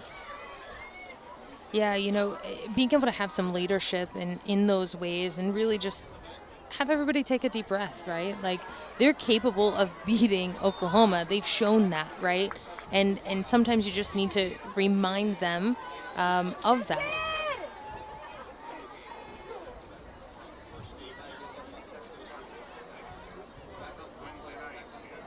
Comes a 1-0. Fell back to the screen. Sydney Sherrill, a 2 RBI double and a solo home run. Both of them opposite field shots.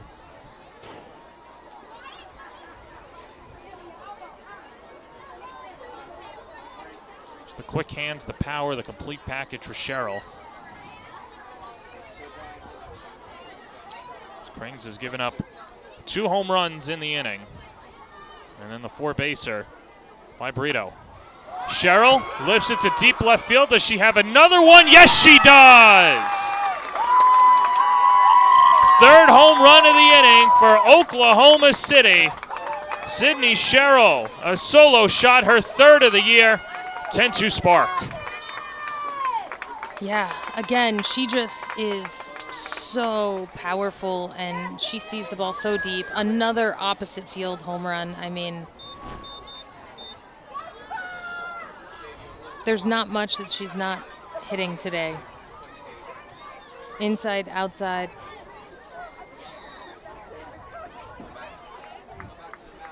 And so that's going to be all for Lauren Krings. Can't get out of the fourth inning. And Jalen Ford will be coming in for New York. We'll take a quick break. 10-2 Oklahoma City on the All Women Sports Network. AZ Gloveman is Casa Grande, Arizona's quality leather sporting goods provider. Softball, baseball, batting gloves, and more. AZ Gloveman caters to men's and women's slow-pitch softball markets throughout the United States. Build your dream glove today at azgloveman.com. With proven day programs, routines, and expert coaching, Camwood Elite is the one-stop shop to improve your game or pick up some of the elite equipment in the nation. From pro-grade game bats to elite training, check out camwoodbats.com today.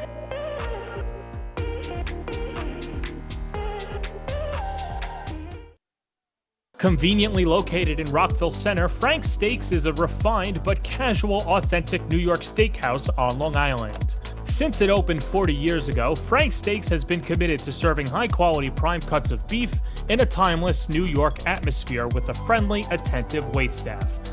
It's this obsessive dedication to our craft that has led Frank's Steaks to becoming the local destination for special dinners and celebrations.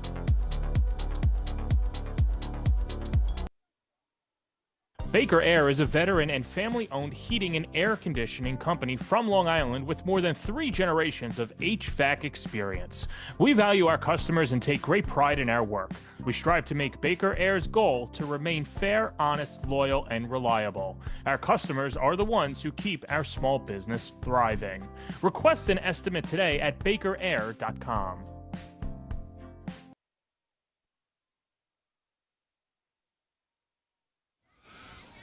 Jalen Ford makes her second appearance of the series. She goes up against Haley Lee, who tops the first pitch foul, 0-1.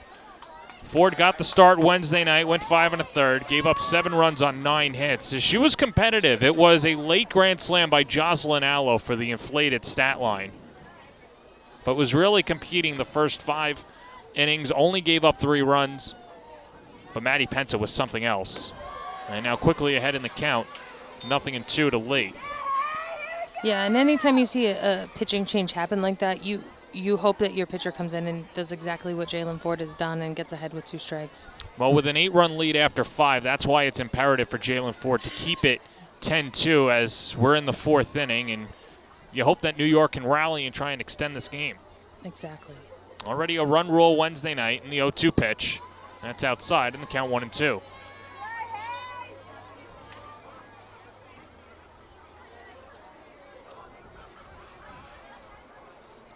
Lee, a 2-run home run back in the first inning to the opposite field, and then banged a double to right field back in the 3rd. Up and in, but that might have hit the bat. And it did not. It hit her hand. I'm not sure if it did. You heard the sound, but Lee's going to take first base. Yeah, you heard the sound. It looked like it hit her hand. Yeah, right on her wrist there. It's always tough when it happens in live time because you're not sure. When you hear the sound of it, it sounds like it hits the knob of the bat, but that definitely got all of her arm. Amber Flores is going to go out and check out Lee. Make sure that she's okay.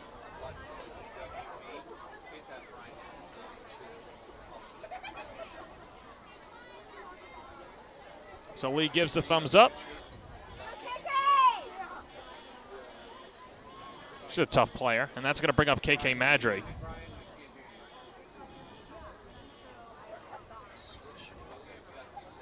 So KK Madry is going to get her first at bat of the evening, and this is for the 3rd straight game Riley Boone's going to be lifted. We had speculated if Riley Boone was 100% healthy, but with an 8-run lead, and you want to get some at-bats for your bench players, this is the perfect spot for Madry. Exactly. You want to be able to get opportunities to other players so that, you can continue to develop your entire roster. Madry singled in her only at-bat back on Wednesday night. Squares, misses, ball 1.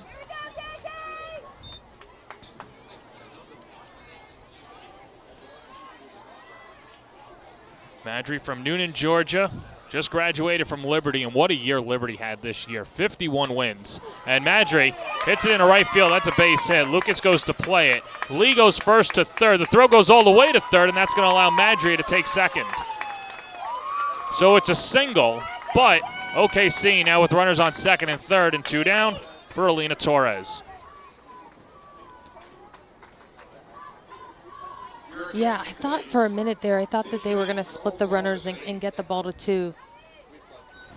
But she must have seen that she had an opportunity to still get the runner at third. Let's see, by the time she flips. Yeah, that's a tough play with the distance by the time she picked it up, right? She's going to be safe. I would have liked them see them go to 2, split the runners, give them a shot to try to prevent putting another runner in scoring position. So Michelle Moultrie comes up as a pinch hitter for Alina Torres. Runners on second and third, and Moultrie, the former Florida Gator, takes a strike, 0-1.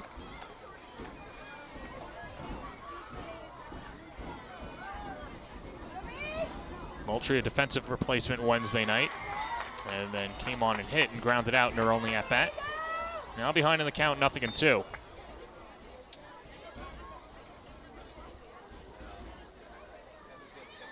0-2 coming. Swing and a miss. She struck her out. But OKC sends 10 batters to the plate. They lead it 10-2 going to the bottom of the 4th inning. With proven day programs, routines, and expert coaching, Camwood Elite is the one-stop shop to improve your game or pick up some of the elite equipment in the nation. From pro-grade game bats to elite training, check out camwoodbats.com today.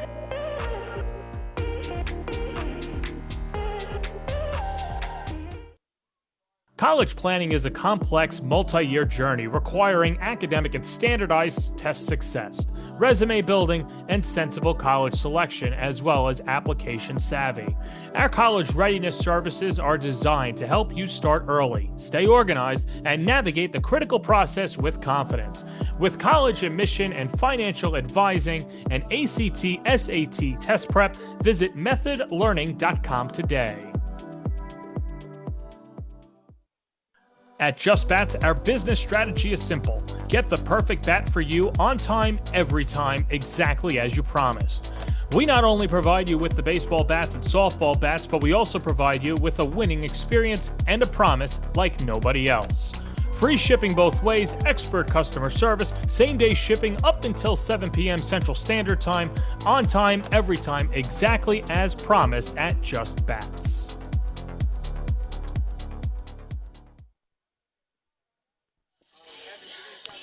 Welcome back to Bill Edwards Stadium. Oklahoma City continues to pour it on. They scored 4 runs in the first, a run in the third, and then put up a 5-spot last inning. And KK Madry and Michelle Moultrie are going to stay on for OKC as Madry goes to left, Moultrie to right, and Jada Coleman out in center field. Meanwhile, for Kelly Maxwell, gave up the 2-run home run, since then has put nothing across through her first 3 innings. Yeah, she's really settled in and just managed her game today, even though she's not getting all of the pitches that you can tell she wants to get. Sophia Nugent will start it off for the Rise.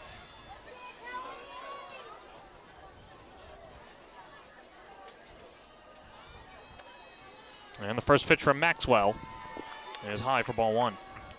Nugent a ground out to third, back in the second inning. Nugent, the social media star, because of the makeup, the eyeshadow. I'm trying to think of a name for it, because it's not a smoky eye, but she's got the teal under her eyelids. Does that count as smoky eye? I'm the worst with that. I don't know any of the terms. Well, I guess it kind of depends. Smoky is when you're really trying to blend it in there. You also have different eyeliners you can put in, and then you can blend them as well. So you've got a lot of options you can do. I think smoky eye works. Okay. I just don't want, I know on the All Women Sports Network, I don't want them to say, well, this guy doesn't know what he's talking about regularly. Now he's certainly out of his depth. You're doing good that you even know the term smoky eye, I think. Well, broken clock is right twice a day. That's right. Nugent ahead in the count, 2-1. Count 2-2.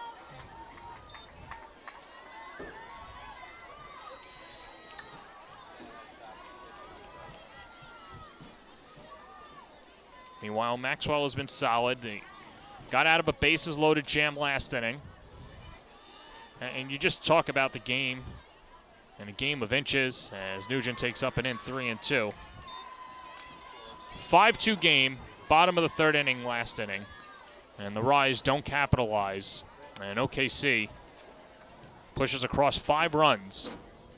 That's where we stand right now on a 3-2 count to Nugent. The pitch number 72 for Maxwell. Spoiled foul. We'll do it again. We have seen a lot of foul balls today. And it's an active parkway here, too. It is.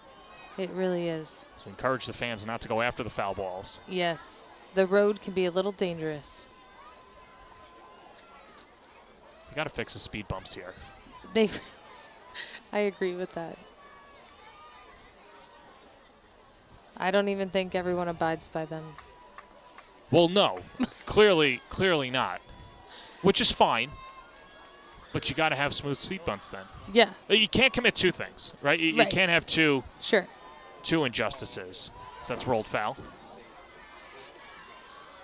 I also saw, was it today that the team did, I'm totally going off topic here, but I saw the Vincent sign out there. The team did Vincent's as a pregame meal Vincent's today. Clam Bar, which is a great sponsor and located right there on Carl Place by Roosevelt Field Mall. Yes. Delicious Caesar salad. I got to check it out then. See, I'm a Sophia Nugent works the walk. I'm pretty picky. Well, my wife says that I'm picky, but my default is a chicken parm if we're going to an Italian restaurant. Okay. But I could be convinced into other things. Okay. But if you could sell me on other dishes, fine. But I always default to chicken parm. You keep your options open, or are you a default person? No, I like to keep my options open. Okay. I do. I love a good bolognese or maybe Alfredo. Those are 2 that I like to go between. Fettuccine? Yeah. Okay. Sometimes I mix up the noodles. I'm with you. I was spaghetti for a long time, and then got introduced to linguine. Can't do the elbows, as Williams flares it foul. They're just too small. They are. I think elbows belong in Kraft macaroni and cheese. I agree. That's fair. Because you can't have pasta with a spoon. Right. Exactly.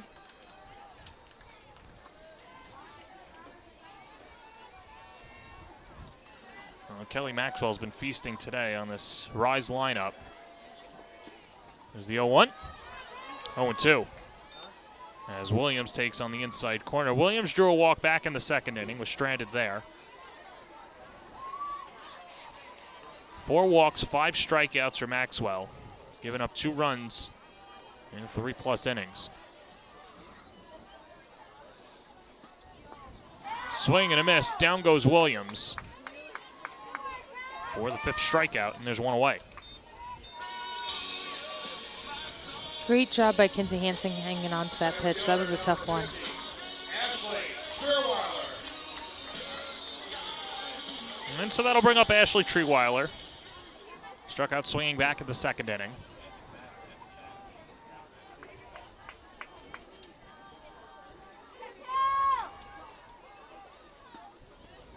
And the pitch dives down and in for ball 1.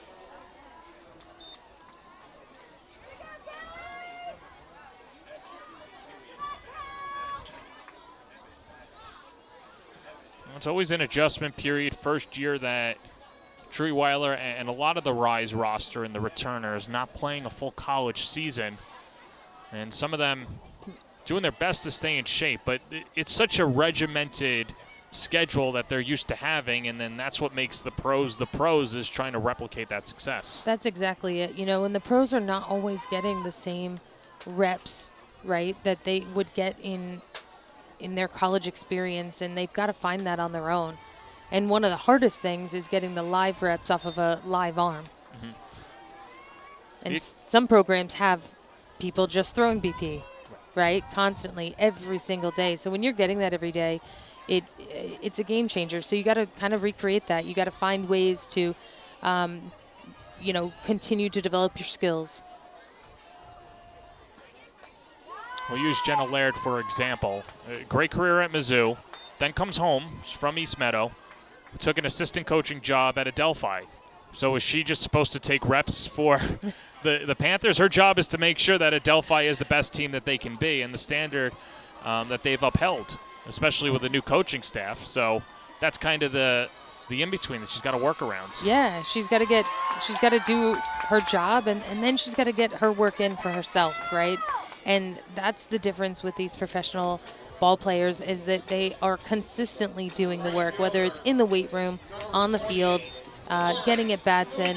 They know what they need to do because they know that they are a professional at their craft. Back-to-back strikeouts for Maxwell as Truweiler goes down, and back to the top of the order. It's Lauren Lucas, walked in her last at-bat. And Maxwell continues to pound the zone for strike one.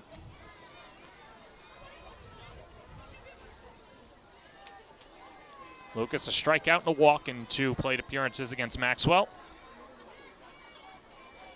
Trying to keep the line moving and put some runs on the board. Pitch, carved foul.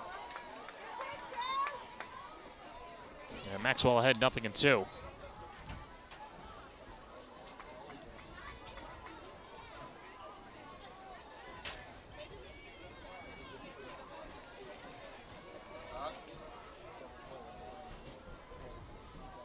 Middle infield playing back against the speedy Lucas. And the 0-2 up high, 1-2.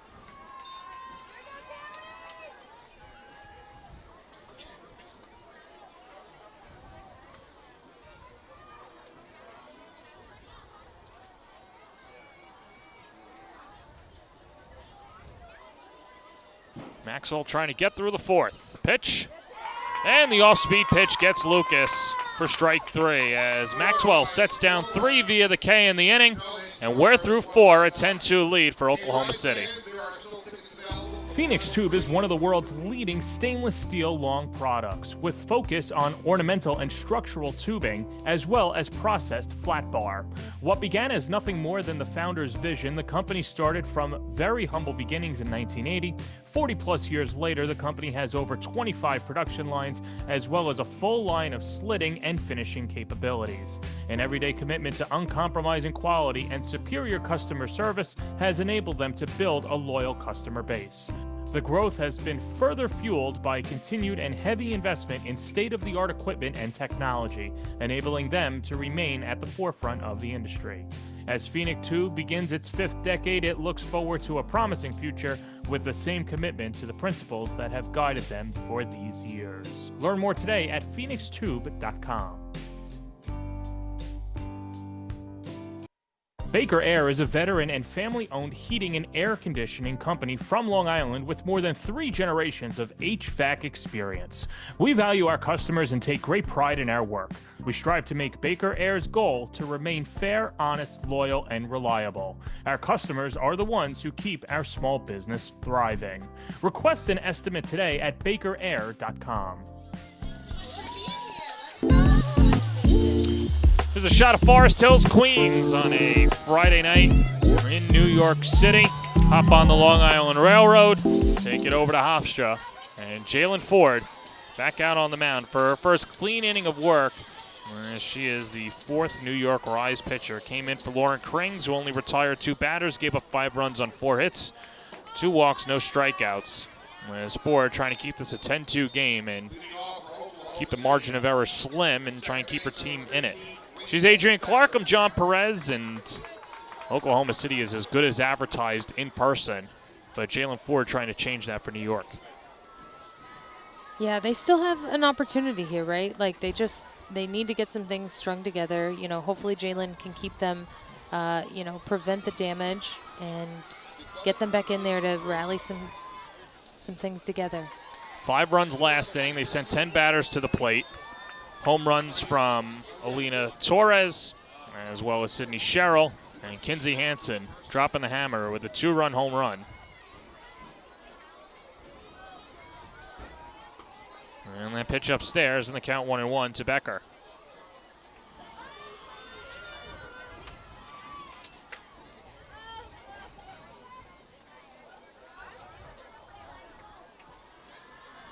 Becker hitting 400 out of the 9-hole.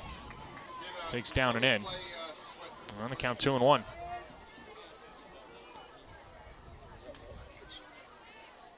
Isn't that something? A 9-hole hitter hitting 400. The scouting department's been great, doing a great job, and it was interesting with Oklahoma City because they have a truncated schedule this year. Last year they played a few national teams, played Athletes Unlimited, played the Texas Smoke, now the Atlanta Smoke. It seems like a rotating cast of opponents this year, so they're very familiar with New York and Florida. And not to say that they're not talented, but it certainly helps these hitters. We see it in one game, second time through the order. Now they're facing the Rise for the 7th time this year. Exactly. When you start to play that many games against the same opponent, you know their entire pitching staff, right? And you know what the approach should be against each of them. These franchises each carrying about 4 or 5 pitchers. In college, you're probably around those numbers too, right? Or some coaches are struggling to get 4 pitchers there. That's exactly it. I think college softball has changed exponentially. I mean, you really do need a staff of 5 to 7 pitchers that... Up the middle, there's Hauk in the hole. Long throw, and Becker beats it out. An infield single, her first hit of the day. She's 1 for 2.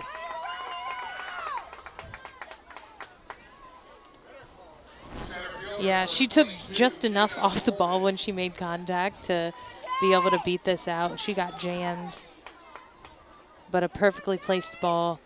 I would have liked to see Hauk charge that, knowing that the ball was dying, and maybe she put herself in a position to make that play. But that's a tough one. This brings up Jada Coleman. Takes outside corner strike. It's 0-1. Coleman 1 for 3, singled back in the second, and then hit into a double play last inning. Taps it foul, 0-2.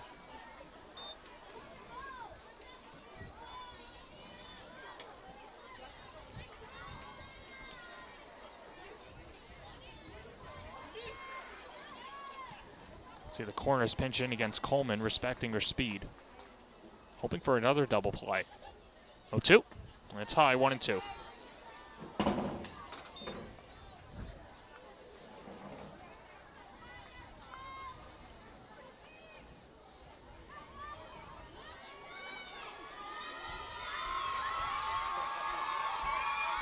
One-two pitch.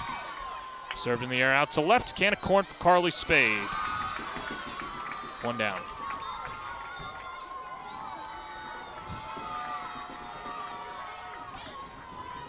First base, number 78, Jocelyn Allo. And so 1 on and 1 out for Jocelyn Allo.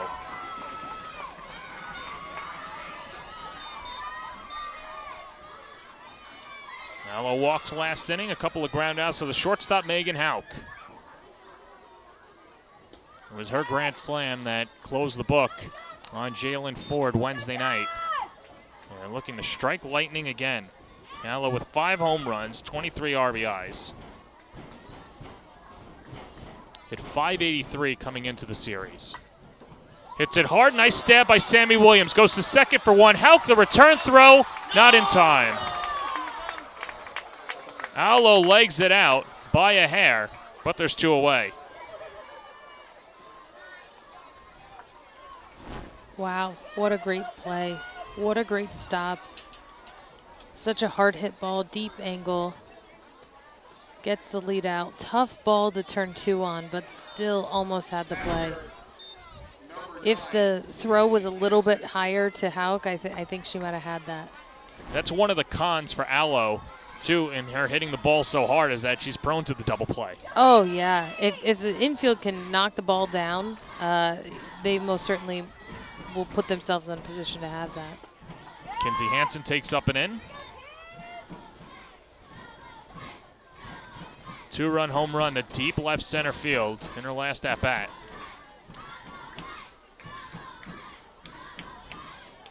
One 0. That's laid in there for a strike, 1-1.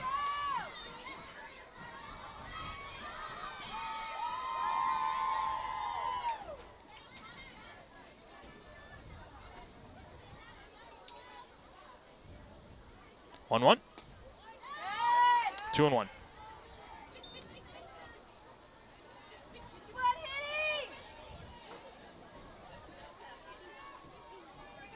Hansen, part of Team USA back in 2023, a Japan All-Star Series selection.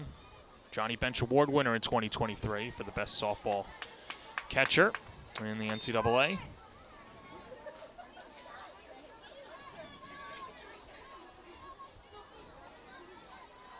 I know, yeah, she's got 4 national championships. Also that. 3-1. Good rip at a fastball. It's 3-2. No big deal, right? No big deal. Well, it was funny. We had Nicole Mendez here for the first 2 games of the series. Kind of jokes with her. She only won 2. So she's not even part of the group. They got rid of her in the group text. Got rid of her in the group text. That's Be funny. 3 or more. 3 or more. Okay. 3-2. Hansen stays alive. It's really so incredibly impressive that they were able to do that and that she got to be a part of it and you know, setting the precedent for what can be done, right? And it's almost like the unthinkable. Like they've done the unthinkable. Well, that College World Series streak snapping this year as that's low, ball 4. And so the inning continues for Alyssa Brito.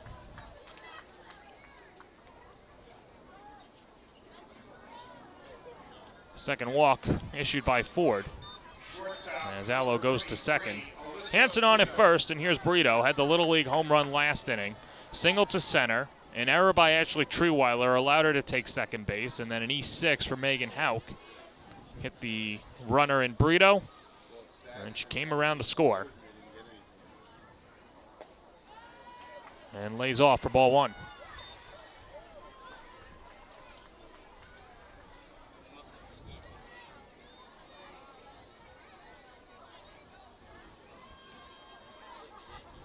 One out.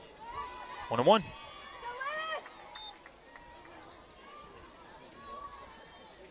Losing 7-0. Mets are losing 6-2. Ford winds and fires. And that's high 2-1. Well, this has just been a tough matchup for Ford. Someone who nibbles and tries to rely on hitters to chase. And when you've got a team that is disciplined in Oklahoma City, Ford's pitching from behind. Exactly. And so now the count 2-2. Yeah, they chase so rarely that you really have to be so spot on with your pitches. But even then, like, too good of pitches are too good. Well, the check swing from Brito doesn't go around, and the count is full. You've got Allo and Hansen on the base paths. And the payoff pitch coming to Alyssa Brito. Topped foul, wide of third. We'll do it again. You know, we talk about, you know, pitchers being composed on the mound and not being able to tell, like, where they are in the count or kind of what's going on. And when I watch these Oklahoma hitters, I see them doing the same thing. Like, you can't tell if they're in a 3-2 count or if they're in a 3-0 count, right? 3-2. And that's low, ball 4, and the bases are loaded. And that'll bring up Sydney Sherrill, who already has 2 home runs tonight. Third base number 24, Sydney Sherrill.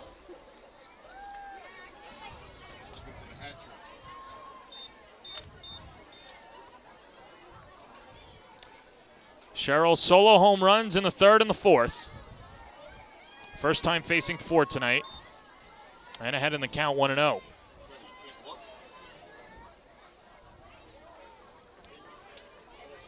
And oh yeah, the 2 RBI double back in the first inning. 1-0. And that's high. And the count 2-0. So Ford being careful with Sherrill, but there's nowhere to put her. Nowhere to put her, right? And you really, with 2 outs, you really want to, you know, try to get her to ground out, fly out. 2-0, fisted foul. And you got to go after it. You can't can't just keep nibbling like wide, right? Like you got to be able to like go after it, go in, go hard, mix in and off speed.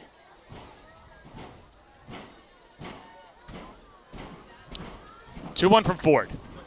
Lifted out to left field, angling over. Carly Spade in foul territory, makes the catch, and the side is retired. OKC leaves them loaded. New York looks to rally when we come back.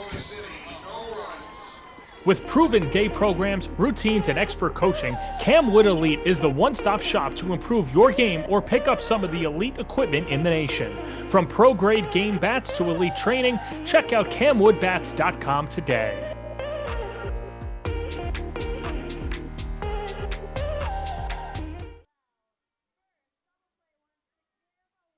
Conveniently located in Rockville Center, Frank's Steaks is a refined but casual, authentic New York steakhouse on Long Island. Since it opened 40 years ago, Frank's Steaks has been committed to serving high-quality prime cuts of beef in a timeless New York atmosphere with a friendly, attentive waitstaff.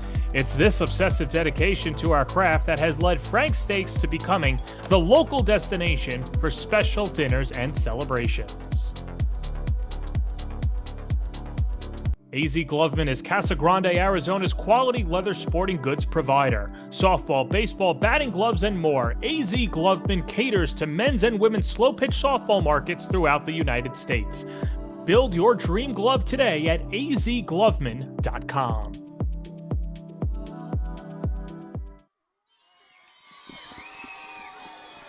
One of the fun things about catching a Rise game at Bill Edwards Stadium is you wouldn't know if it's a 10-2 Spark lead or a 10-2 Rise lead. Double play doing a great job keeping the crowd in it. And they have been spoiled by the mascot tonight. And that's been a good atmosphere so far. But the Rise are down to their final 3 outs. Need a run to extend the game. She's Adrian Clark. I'm John Perez. And it will be 2-3-4 due up for the Rise against Kelly Maxwell looking to go the distance.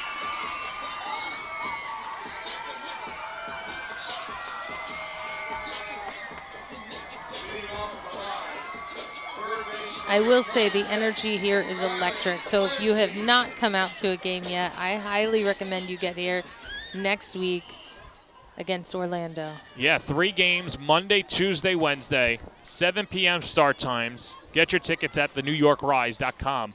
Riley Blampede attacks the first pitch and hits it up the middle. Stabbed by Brito, throws, not in time. Blampede legs it out for the 4th Rise hit of the day. And the leadoff hitter's aboard for Courtney Day. Wow, how aggressive that she came across. I mean, that ball is clearly on the right side of the field. She kind of took it away from her and almost still had a play.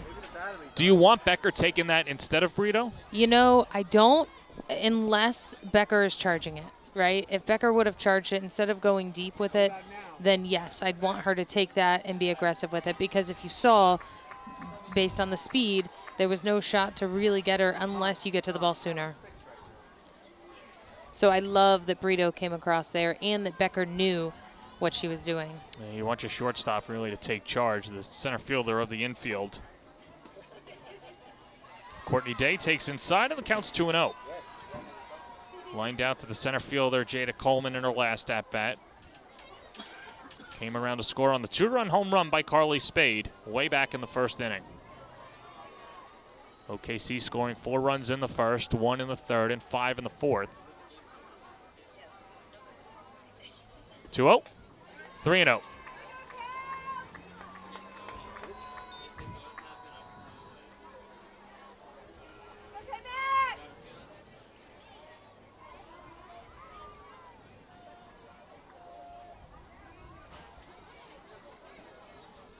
You have to imagine that Day is taking here. A 3-0 count.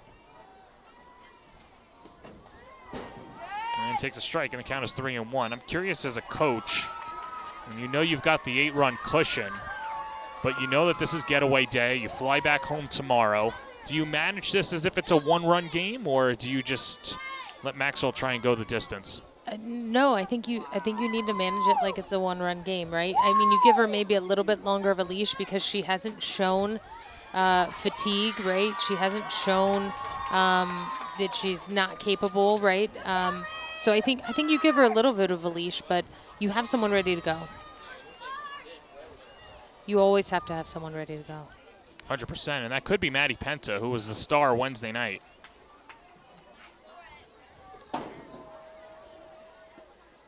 That's downstairs today, and she works the walk. And so the Rise have the first 2 hitters aboard, and that'll bring up Carly Spade. And it looks like we'll get a pinch runner at first base. And it'll be Kayla Wadle to add some speed on the base paths.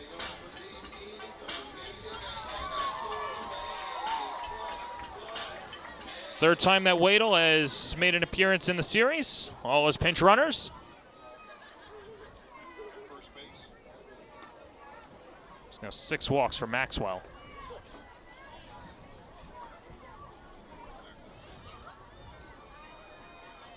.93 pitches. Kelly Maxwell. Pitch off the glove. Wadle with a huge jump off of first, but Blampede wasn't going. So she has to run back to first, and everybody's safe. It's ball 1. Yeah, I like how Kinsey went out there and talked to Maxwell and tried to get her to kind of like lock back in. Here she goes. It's important when catchers can take charge and really read and react to kind of what's happening in the game, what's happening with the pitcher. The last few pitches Maxwell has thrown have been really wide, right? So you can see her out there talking about like, okay, what do you feel most confident with? Here's what we're going to do, and talking through some strategy and game plan.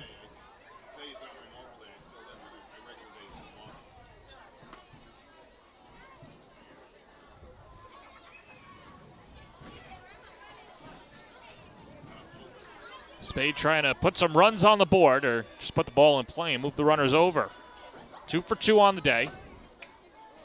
And chops it foul. Count 1-1.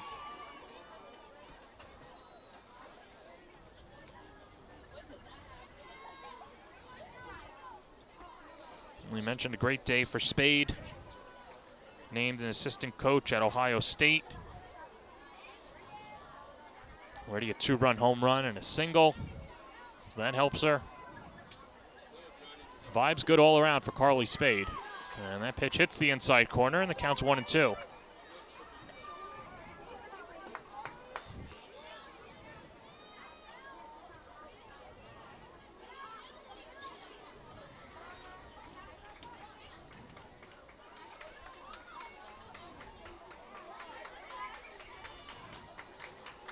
Maxwell Shakeoff now gets what she wants and comes home with a 1-2. Yeah, you could see that sort of like nonverbal communication there. She tapped her glove at her chest, and I think that's clearly a sign of what she wants to throw.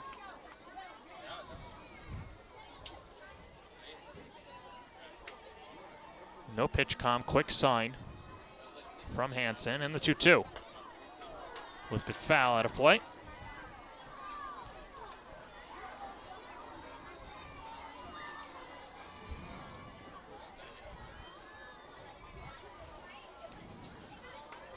I find it interesting with the batteries and specifically the catchers that they don't double up signs with the runner at second base, or perhaps they do change the signs and you don't have the traditional sign. I'm not sure. You're the pitcher. I'm kind of curious how it works. You know, I have experimented and done things with our pitching staffs where our pitchers do have nonverbal signs that they give the catcher, and in our fall games we've had the pitchers actually call the inning. Spade to second. Becker thought about getting Wadle, but her only play is to first. Productive out as both runners move up the base. Blampede to third, Wadle to second, and here comes McKenna Smith. Yeah, you could see Becker hesitate there. She must have saw that Brito was a little delayed or wasn't quite there. You'll just have to believe us. I guess, yeah, you'll just have to believe us because I saw it. Well, how about this? OKC playing the infield in.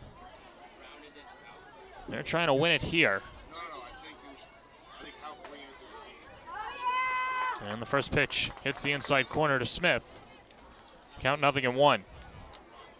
McKenna will walk in a ground out in 2 plate appearances against Maxwell.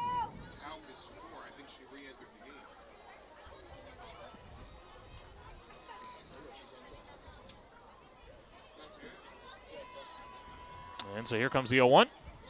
Inside it hit her, and the bases are loaded.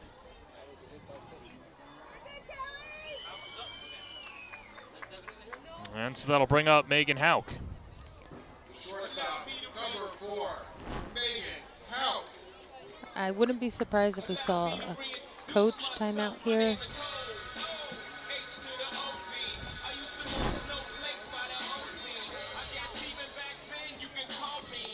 Well, good to see Smith was okay after taking it on the forearm. Didn't catch the elbow guard.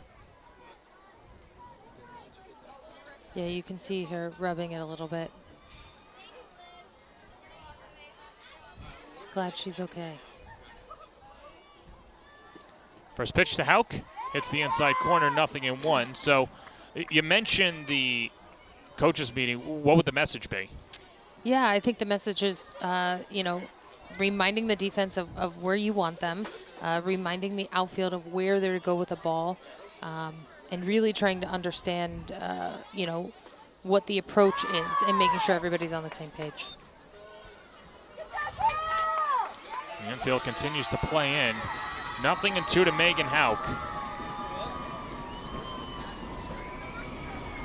Strikeout in her only at bat against Maxwell back in the second. Comes the 0-2.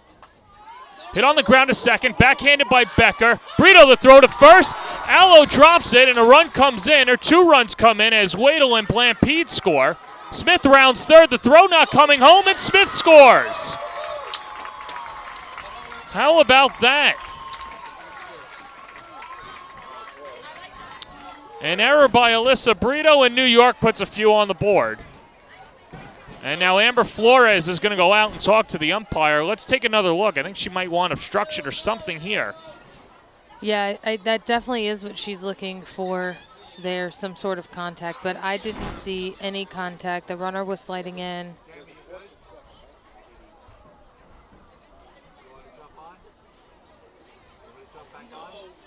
Our umpires, Paul Semicow, Daniel Abernathy, and Gil Zayas.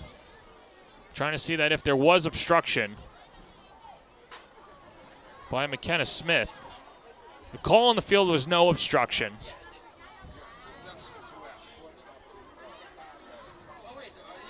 They might also be wondering what the score is, too, because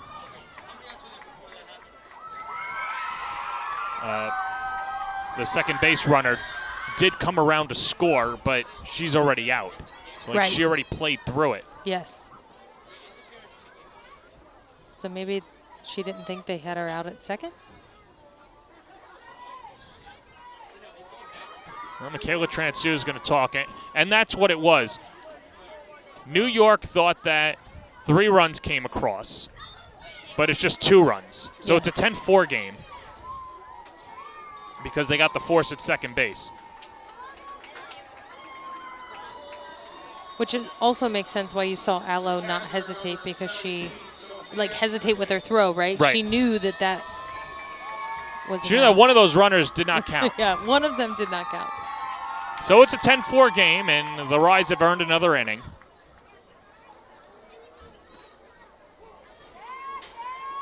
And Sophia Nugent takes a strike, 0-1.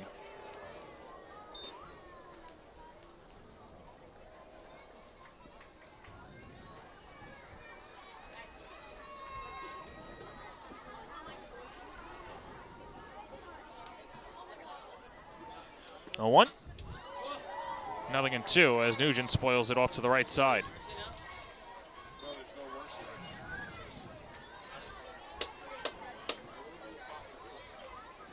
right now we've got, in this inning, we've got 2 runs. There's 1 hit, right? 1 hit. And there's an Sophia Nugent trying to keep things going against Maxwell. Strike away from getting through the 5th. Pitch upstairs, 1-2.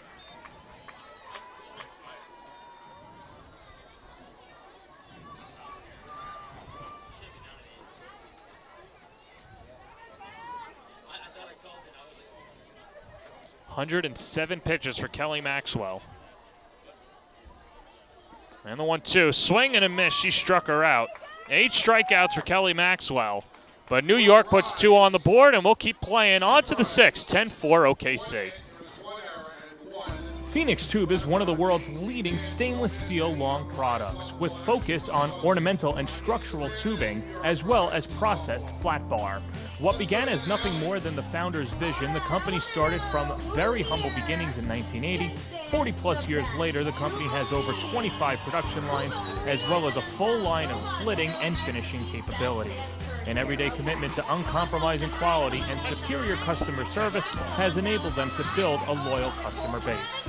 The growth has been further fueled by continued and heavy investment in state-of-the-art equipment and technology, enabling them to remain at the forefront of the industry. As Phoenix Tube begins its 5th decade, it looks forward to a promising future with the same commitment to the principles that have guided them for these years. Learn more today at phoenixtube.com. AZ Gloveman is Casa Grande, Arizona's quality leather sporting goods provider. Softball, baseball, batting gloves, and more. AZ Gloveman caters to men's and women's slow-pitch softball markets throughout the United States. Build your dream glove today at azgloveman.com. With proven day programs, routines, and expert coaching, Camwood Elite is the one-stop shop to improve your game or pick up some of the elite equipment in the nation. From pro-grade game bats to elite training, check out camwoodbats.com today.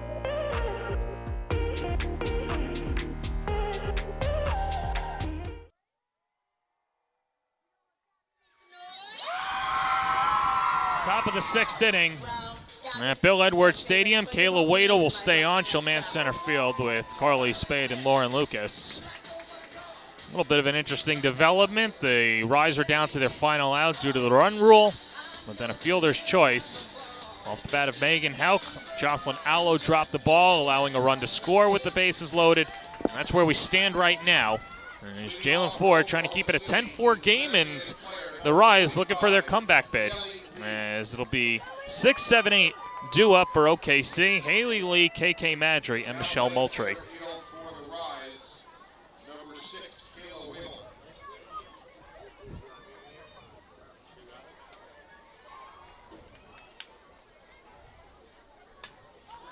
And the first pitch over everyone and into the parking lot for strike 1.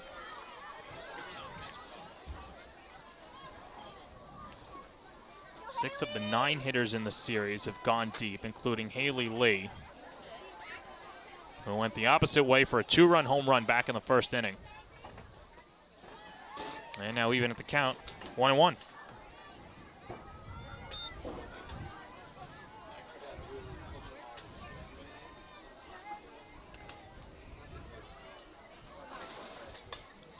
Lee skies it right side. Sammy Williams on the outfield grass, 1 away. Great job staying with that. Sometimes those high fly balls can be challenging, but she kept her feet moving, made it look easy. Good job dealing with the lip of the grass, too. Yeah. Left fielder number 42, Kiki Madry. Williams always shorthanded. Natural shortstop at Iowa State as KK Madry spoils the first pitch foul, 0-1. Madry single to right in her last at-bat.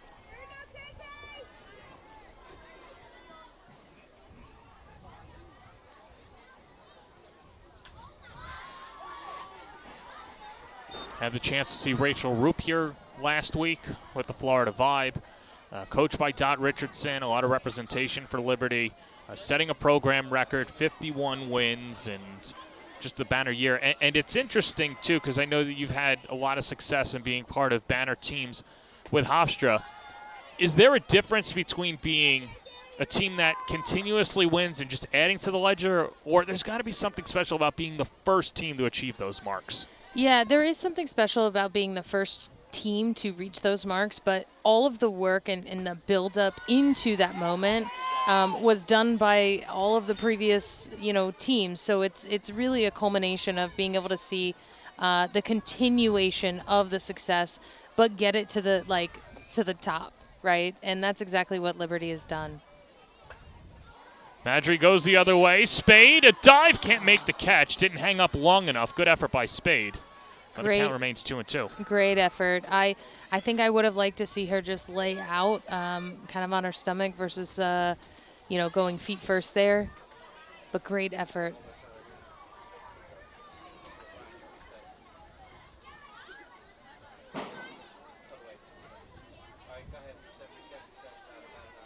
Spade, a lot of speed out there. And here comes the 2-2. Swing and a miss, and down goes Madry.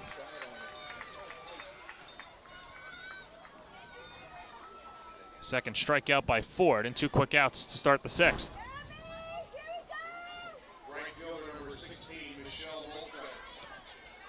Yeah, that is such a tough pitch. When you're slapping and you're moving into the ball like that and the ball comes into you, you've got to really understand where your feet are in the box and what that pitch is doing and where it is, right? If she would have been able to understand where her feet were and how tight that ball was, I think she might have taken it versus getting fooled by it. Wave and a miss. And the count 1-1, and Ford has the off-speed stuff working for her.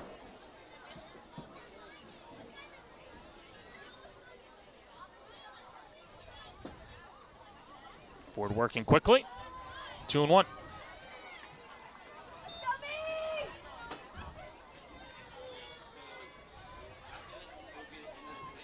You can see the experience with Ford and the poise, coming into the game.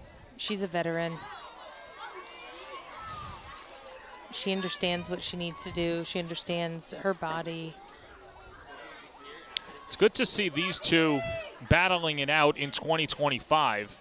Of course, Jalen Ford, a great career, graduated in 2016 from James Madison. Michelle Moultrie graduated in 2014 and have continued to extend their pro careers. And Ford seen as one of those leaders that has been around the block, has seen different coaching styles, different hitters, different pitchers out there, and has been a student of the game, and as has Moultrie. Absolutely. 2-2. Swing and a miss. She struck her out. 2 strikeouts in the inning for Jalen Ford in a 1-2-3 frame for the Rise. Let's go to the bottom of the 6th. 10-4 OKC. Conveniently located in Rockville Center, Frank's Steaks is a refined but casual, authentic New York steakhouse on Long Island. Since it opened 40 years ago, Frank's Steaks has been committed to serving high-quality prime cuts of beef in a timeless New York atmosphere with a friendly, attentive waitstaff. It's this obsessive dedication to our craft that has led Frank's Steaks to becoming the local destination for special dinners and celebrations.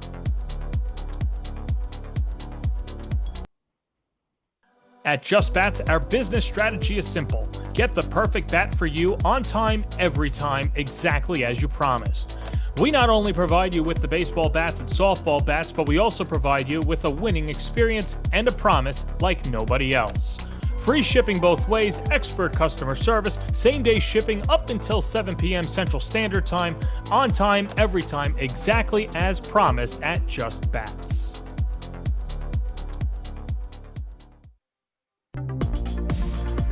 The hustle and bustle of New York City. You see right across from Bryant Park. There's my bus. And there's Maddie Penta looking to finish out the journey for OKC on this long road trip. Penta was exceptional Wednesday night. Took a no-hitter into the 5th inning and delivered 5 shutout innings. Just a lone hit to Jenna Laird. Struck out 4, walked 1. And is tasked with getting the final 6 outs and a 6-run cushion against New York.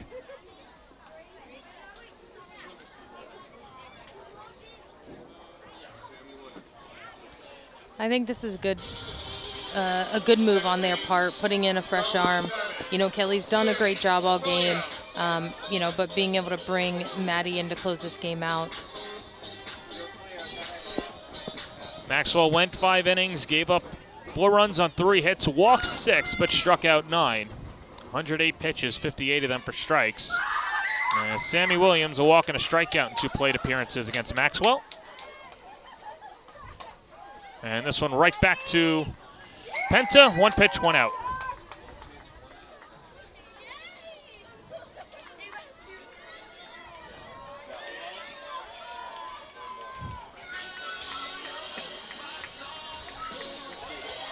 So that'll bring up Ashley Treeweiler, who re-enters for Kayla Wadle. Came on as a pinch runner. Treeweiler over 2 with a couple of strikeouts. And the first pitch outside for ball 1.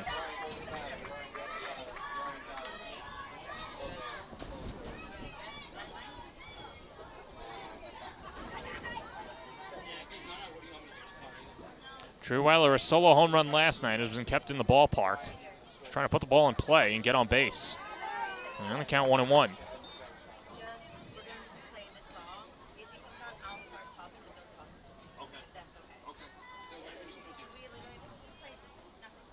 Penta 2-1 on the year, a 4.32 ERA.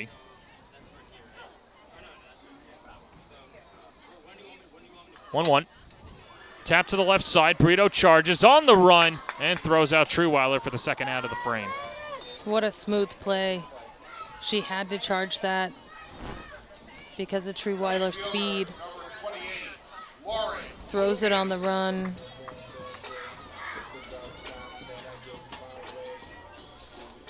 Smooth.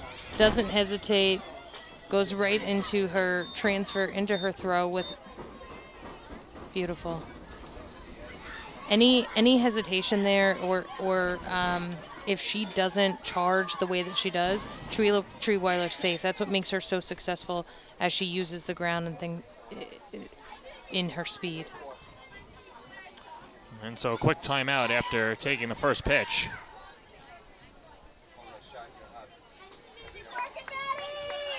Any particular message that Transu is relating to Lucas? I think maybe just like be on time, get a good pitch, keep it simple.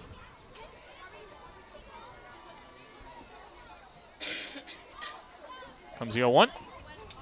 On the outer half, 0-2.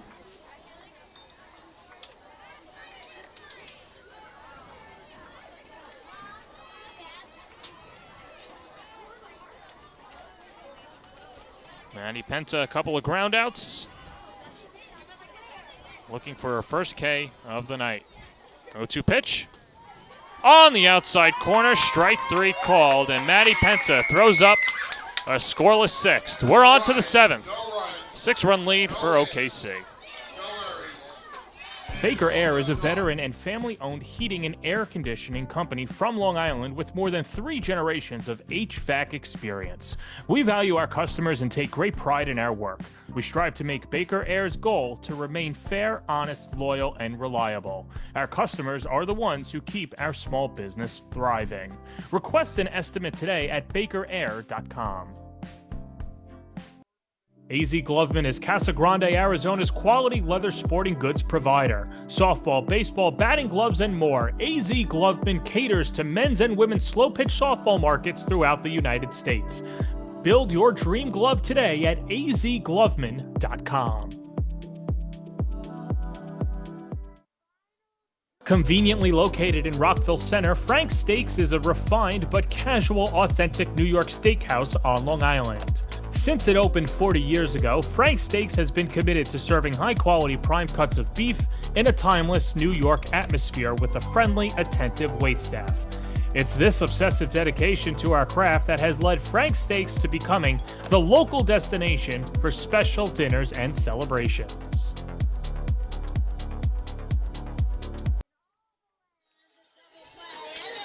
Double play looking for a scoreless frame, with OKC leading 10-4 and trying to give New York an opportunity here.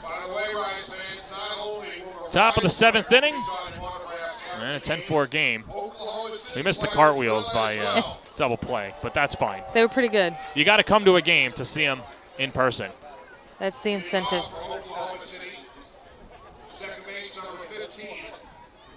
And there he is, always repping. And now his inning is done. Okay, so here's my question to you. Okay.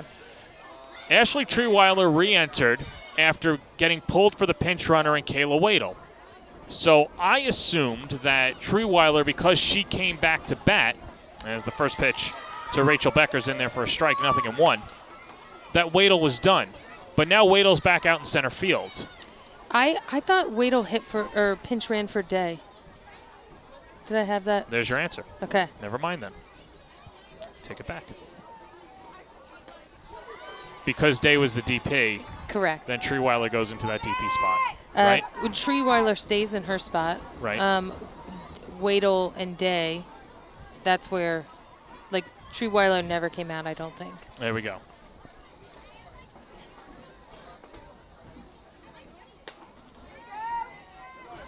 Well, that's why I'm glad we have a coach in here. That's right. I will say substitutions can be very tricky, especially when you're using the DP flex or if the pitcher is hitting in the lineup. Lots of different fun things you can do with the lineup when you have the staff to do it. On the outside corner, Becker goes down looking. And Jalen Ford with 3 straight strikeouts. She's retired 5 in a row. Center fielder, number 22, Jada Coleman. Well, here's Jada Coleman, 1 for 4 on the night. And Coleman skies it foul. 0-1.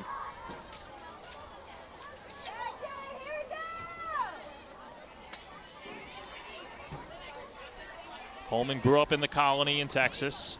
1 for 5 coming into the night. And now 2 for 9.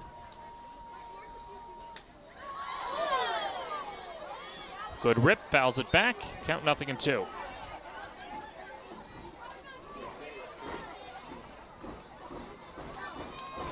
You know what you don't see their hitters do either is they don't ever really get out of the box. They stay in the box, and they just wait for the pitcher to get back in there. Don't need a pitch clock. No pitch clock for them, right? She's doing everything she needs to do from the box and is still ready to go. Looks like Ford will oblige as well. And Coleman hits it deep into the night. Deep right field, it's out of here. Jada Coleman launches another home run as OKC has gone deep 5 times tonight. Coleman, the latest home run hitter, 11 for OKC. Yeah, that's a pitch she was looking for. It went right in her wheelhouse. She was ready for it. Second home run of the year for Coleman to extend the lead to 7.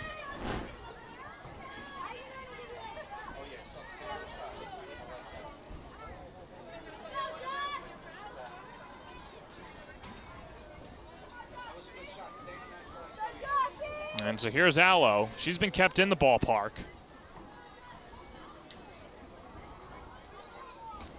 You know, I think that's the thing about their roster and their lineup, right, is they have someone like Allo in it, and you know what she's capable of. And if she has a day where she doesn't get the job done, she's got 8 other people behind her that will. Oh, Allo! Out of sight! The home run queen has done it again. 7th home run of the evening as Jocelyn Allo goes yard for her 6th home run of the year. That might be the most coveted ball that you see everyone running after to get right now. And Allo pointing to her supporter section that's sitting right in front of us. And let's take another look. Yeah, I mean, she didn't even finish her swing, and she often doesn't have to. What a superb talent Jocelyn Allo is. That was a no-doubter.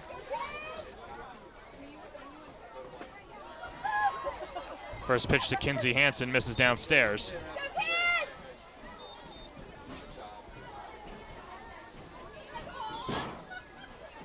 Another Oppo Field home run. I don't know which one has been the most impressive one, but I don't think the Allo home run is dropped yet. I don't think it has either. I actually thought it might have landed on the roof out there.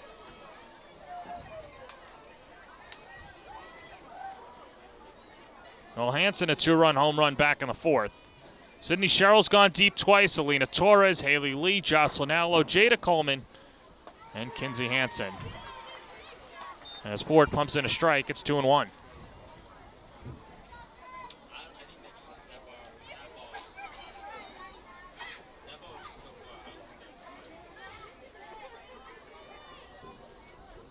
Two-one pitch.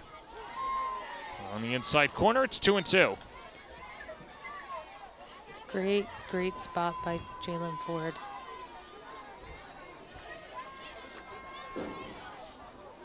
Alyssa Brito would be next.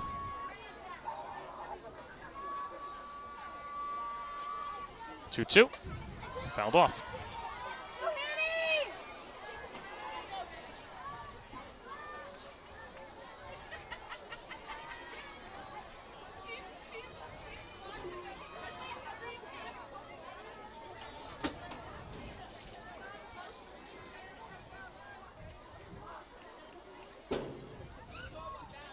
Two-two. Hansen goes around, strike three. Good Great. drop ball by Ford. Great, yeah, I was just going to say, great mix of pitches by Jalen Ford. She didn't stay in one place too long. She mixed it. She mixed speeds. She got her check swing. Beautiful execution. Well, Brito will not be tallied with the home run until now. Down the right field line. If it's fair, it's gone, and it is foul. I was going to say she had the Little League home run, and that only counted as a single, but making a bid for her third home run of the series. Yeah, that did not miss by much out there.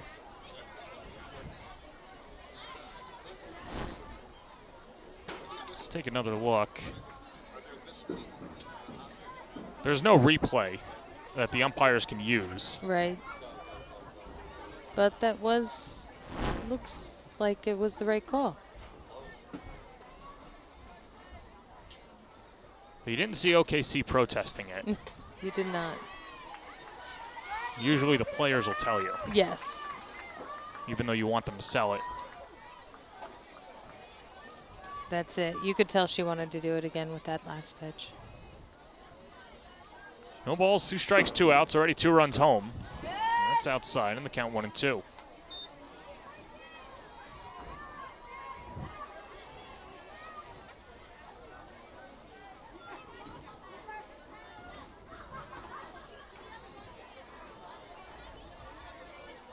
One, two.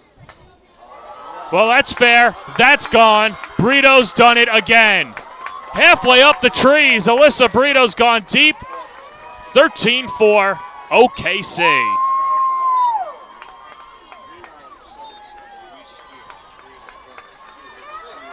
Eight home runs on the day for Oklahoma City, as they are just tearing the cover off the ball. Yeah. All of these home runs were very well hit. This one no different. This might be the furthest one of the night. Yeah, Spade the courtesy look. Yep. She knew.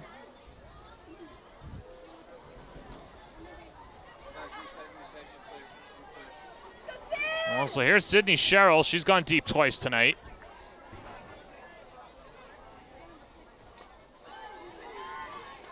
And a big cut there, strike one.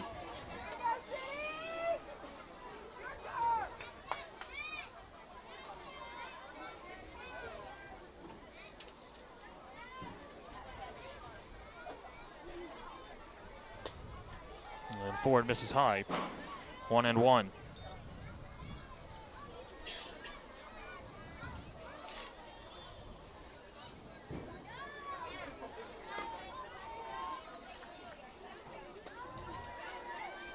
Just off the plate. And the count 2-1.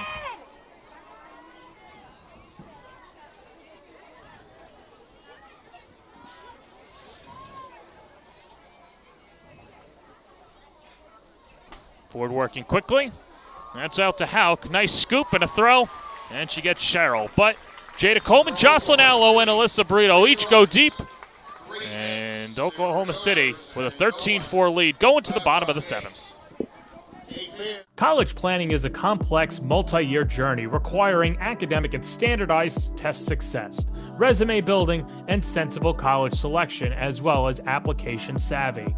Our college readiness services are designed to help you start early, stay organized, and navigate the critical process with confidence. With college admission and financial advising and ACT, SAT test prep, visit methodlearning.com today. At Just Bats, our business strategy is simple. Get the perfect bat for you on time, every time, exactly as you promised. We not only provide you with the baseball bats and softball bats, but we also provide you with a winning experience and a promise like nobody else.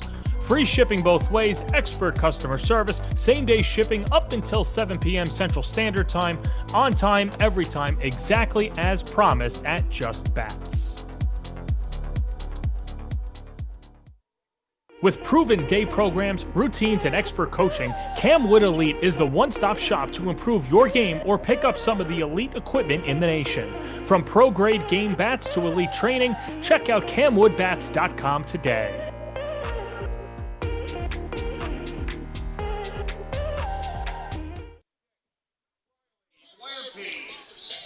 OKC 3 outs away from a happy flight as they lead it 13-4. 7 of their 9 have gone deep in the lineup, as it'll be Riley Blampede, Kayla Wadle, and Carly Spade, 2, 3, 4, due up for the Rise, and you'd have to imagine that Dave will re-enter for Wadle, and there she is stepping out on deck.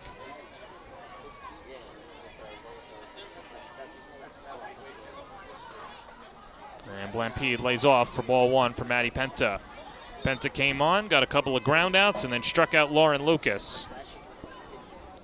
Yeah, she came in pounding the zone. I mean, she didn't waste any time getting after it, getting outs, getting out of the inning. All right, here comes the 1-0.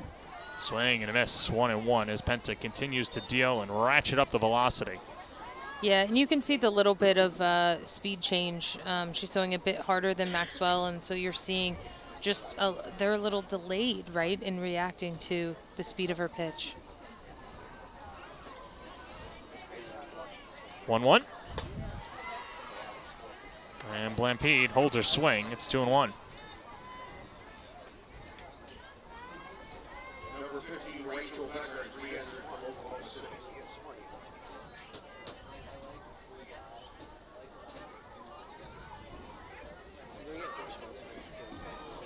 3 more games left in the regular season for the New York Rise. Monday night, Tuesday night, Wednesday night, all 7 p.m. right here on the All Women Sports Network as they welcome the Orlando Monarchs.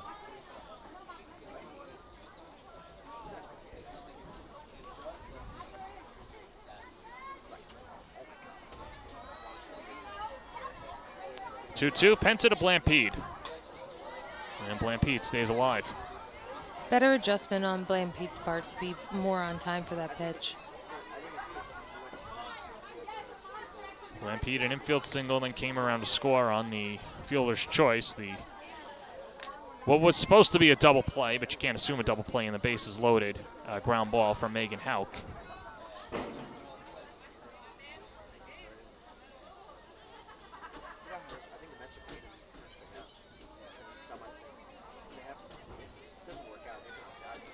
I wonder how many balls that the kids at the game today get to go home with. Well, 7 of them have left the yard.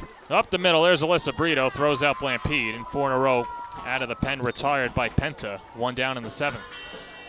The designated player, number 15, Courtney Day.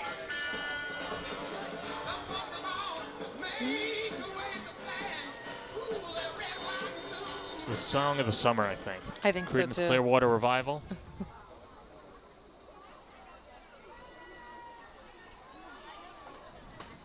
Day, a swing and a miss. And count 0-1.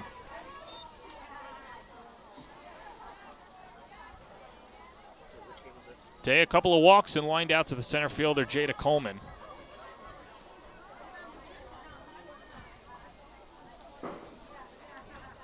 0-1. Gonna roll to third.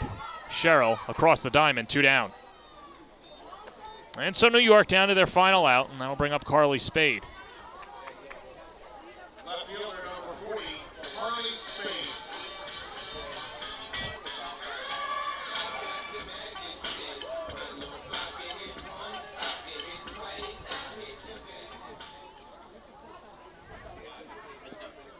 Spade, a 2-run home run back in the first inning. That made it a 4-2 game, but then OKC just kept pounding the rock. A run in the third, 5 in the fourth inning, and then 3 solo home runs in the 7th. Had New York down to its final out via the run rule in the 5th inning, but New York scratching across 2 more runs, but now down to their final out of the night. 1 swing and a miss, and the count 0-2. Yeah, I love what Spade did there, and you see this with hitters.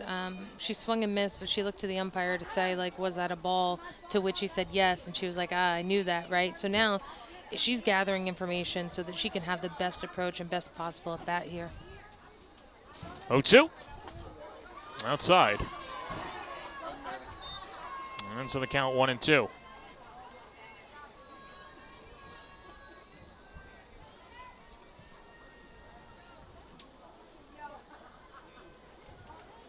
OKC goes back home to play the Florida Vibe next week, Monday, Tuesday, Wednesday.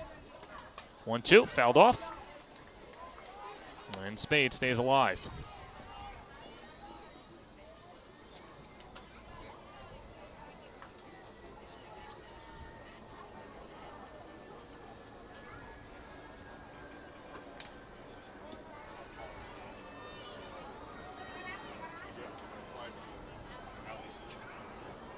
The 1-2. On the inside corner, strike 3 called. Hansen applies the tag, and the ball game is over. Oklahoma City comes up to New York and takes 2 out of 3, winning the finale 13-4 as they go deep 7 times. And OKC picks up their 12th win of the year to improve to 12-3. New York falls to 9-18, and OKC just displaying their firepower tonight. Yeah, I mean, they just showed tonight what they're capable of from the top of the lineup to the bottom, and they just kept at it and really dominated. Dominating victory for OKC. New York will look to rebound next week when they take on the Orlando Monarchs. But that's going to do it from Bill Edwards Stadium. For my partner, Adrian Clark, this is John Perez saying so long from Bill Edwards Stadium. This has been a presentation of Fast Pitch United Softball on the All Women's Sports Network.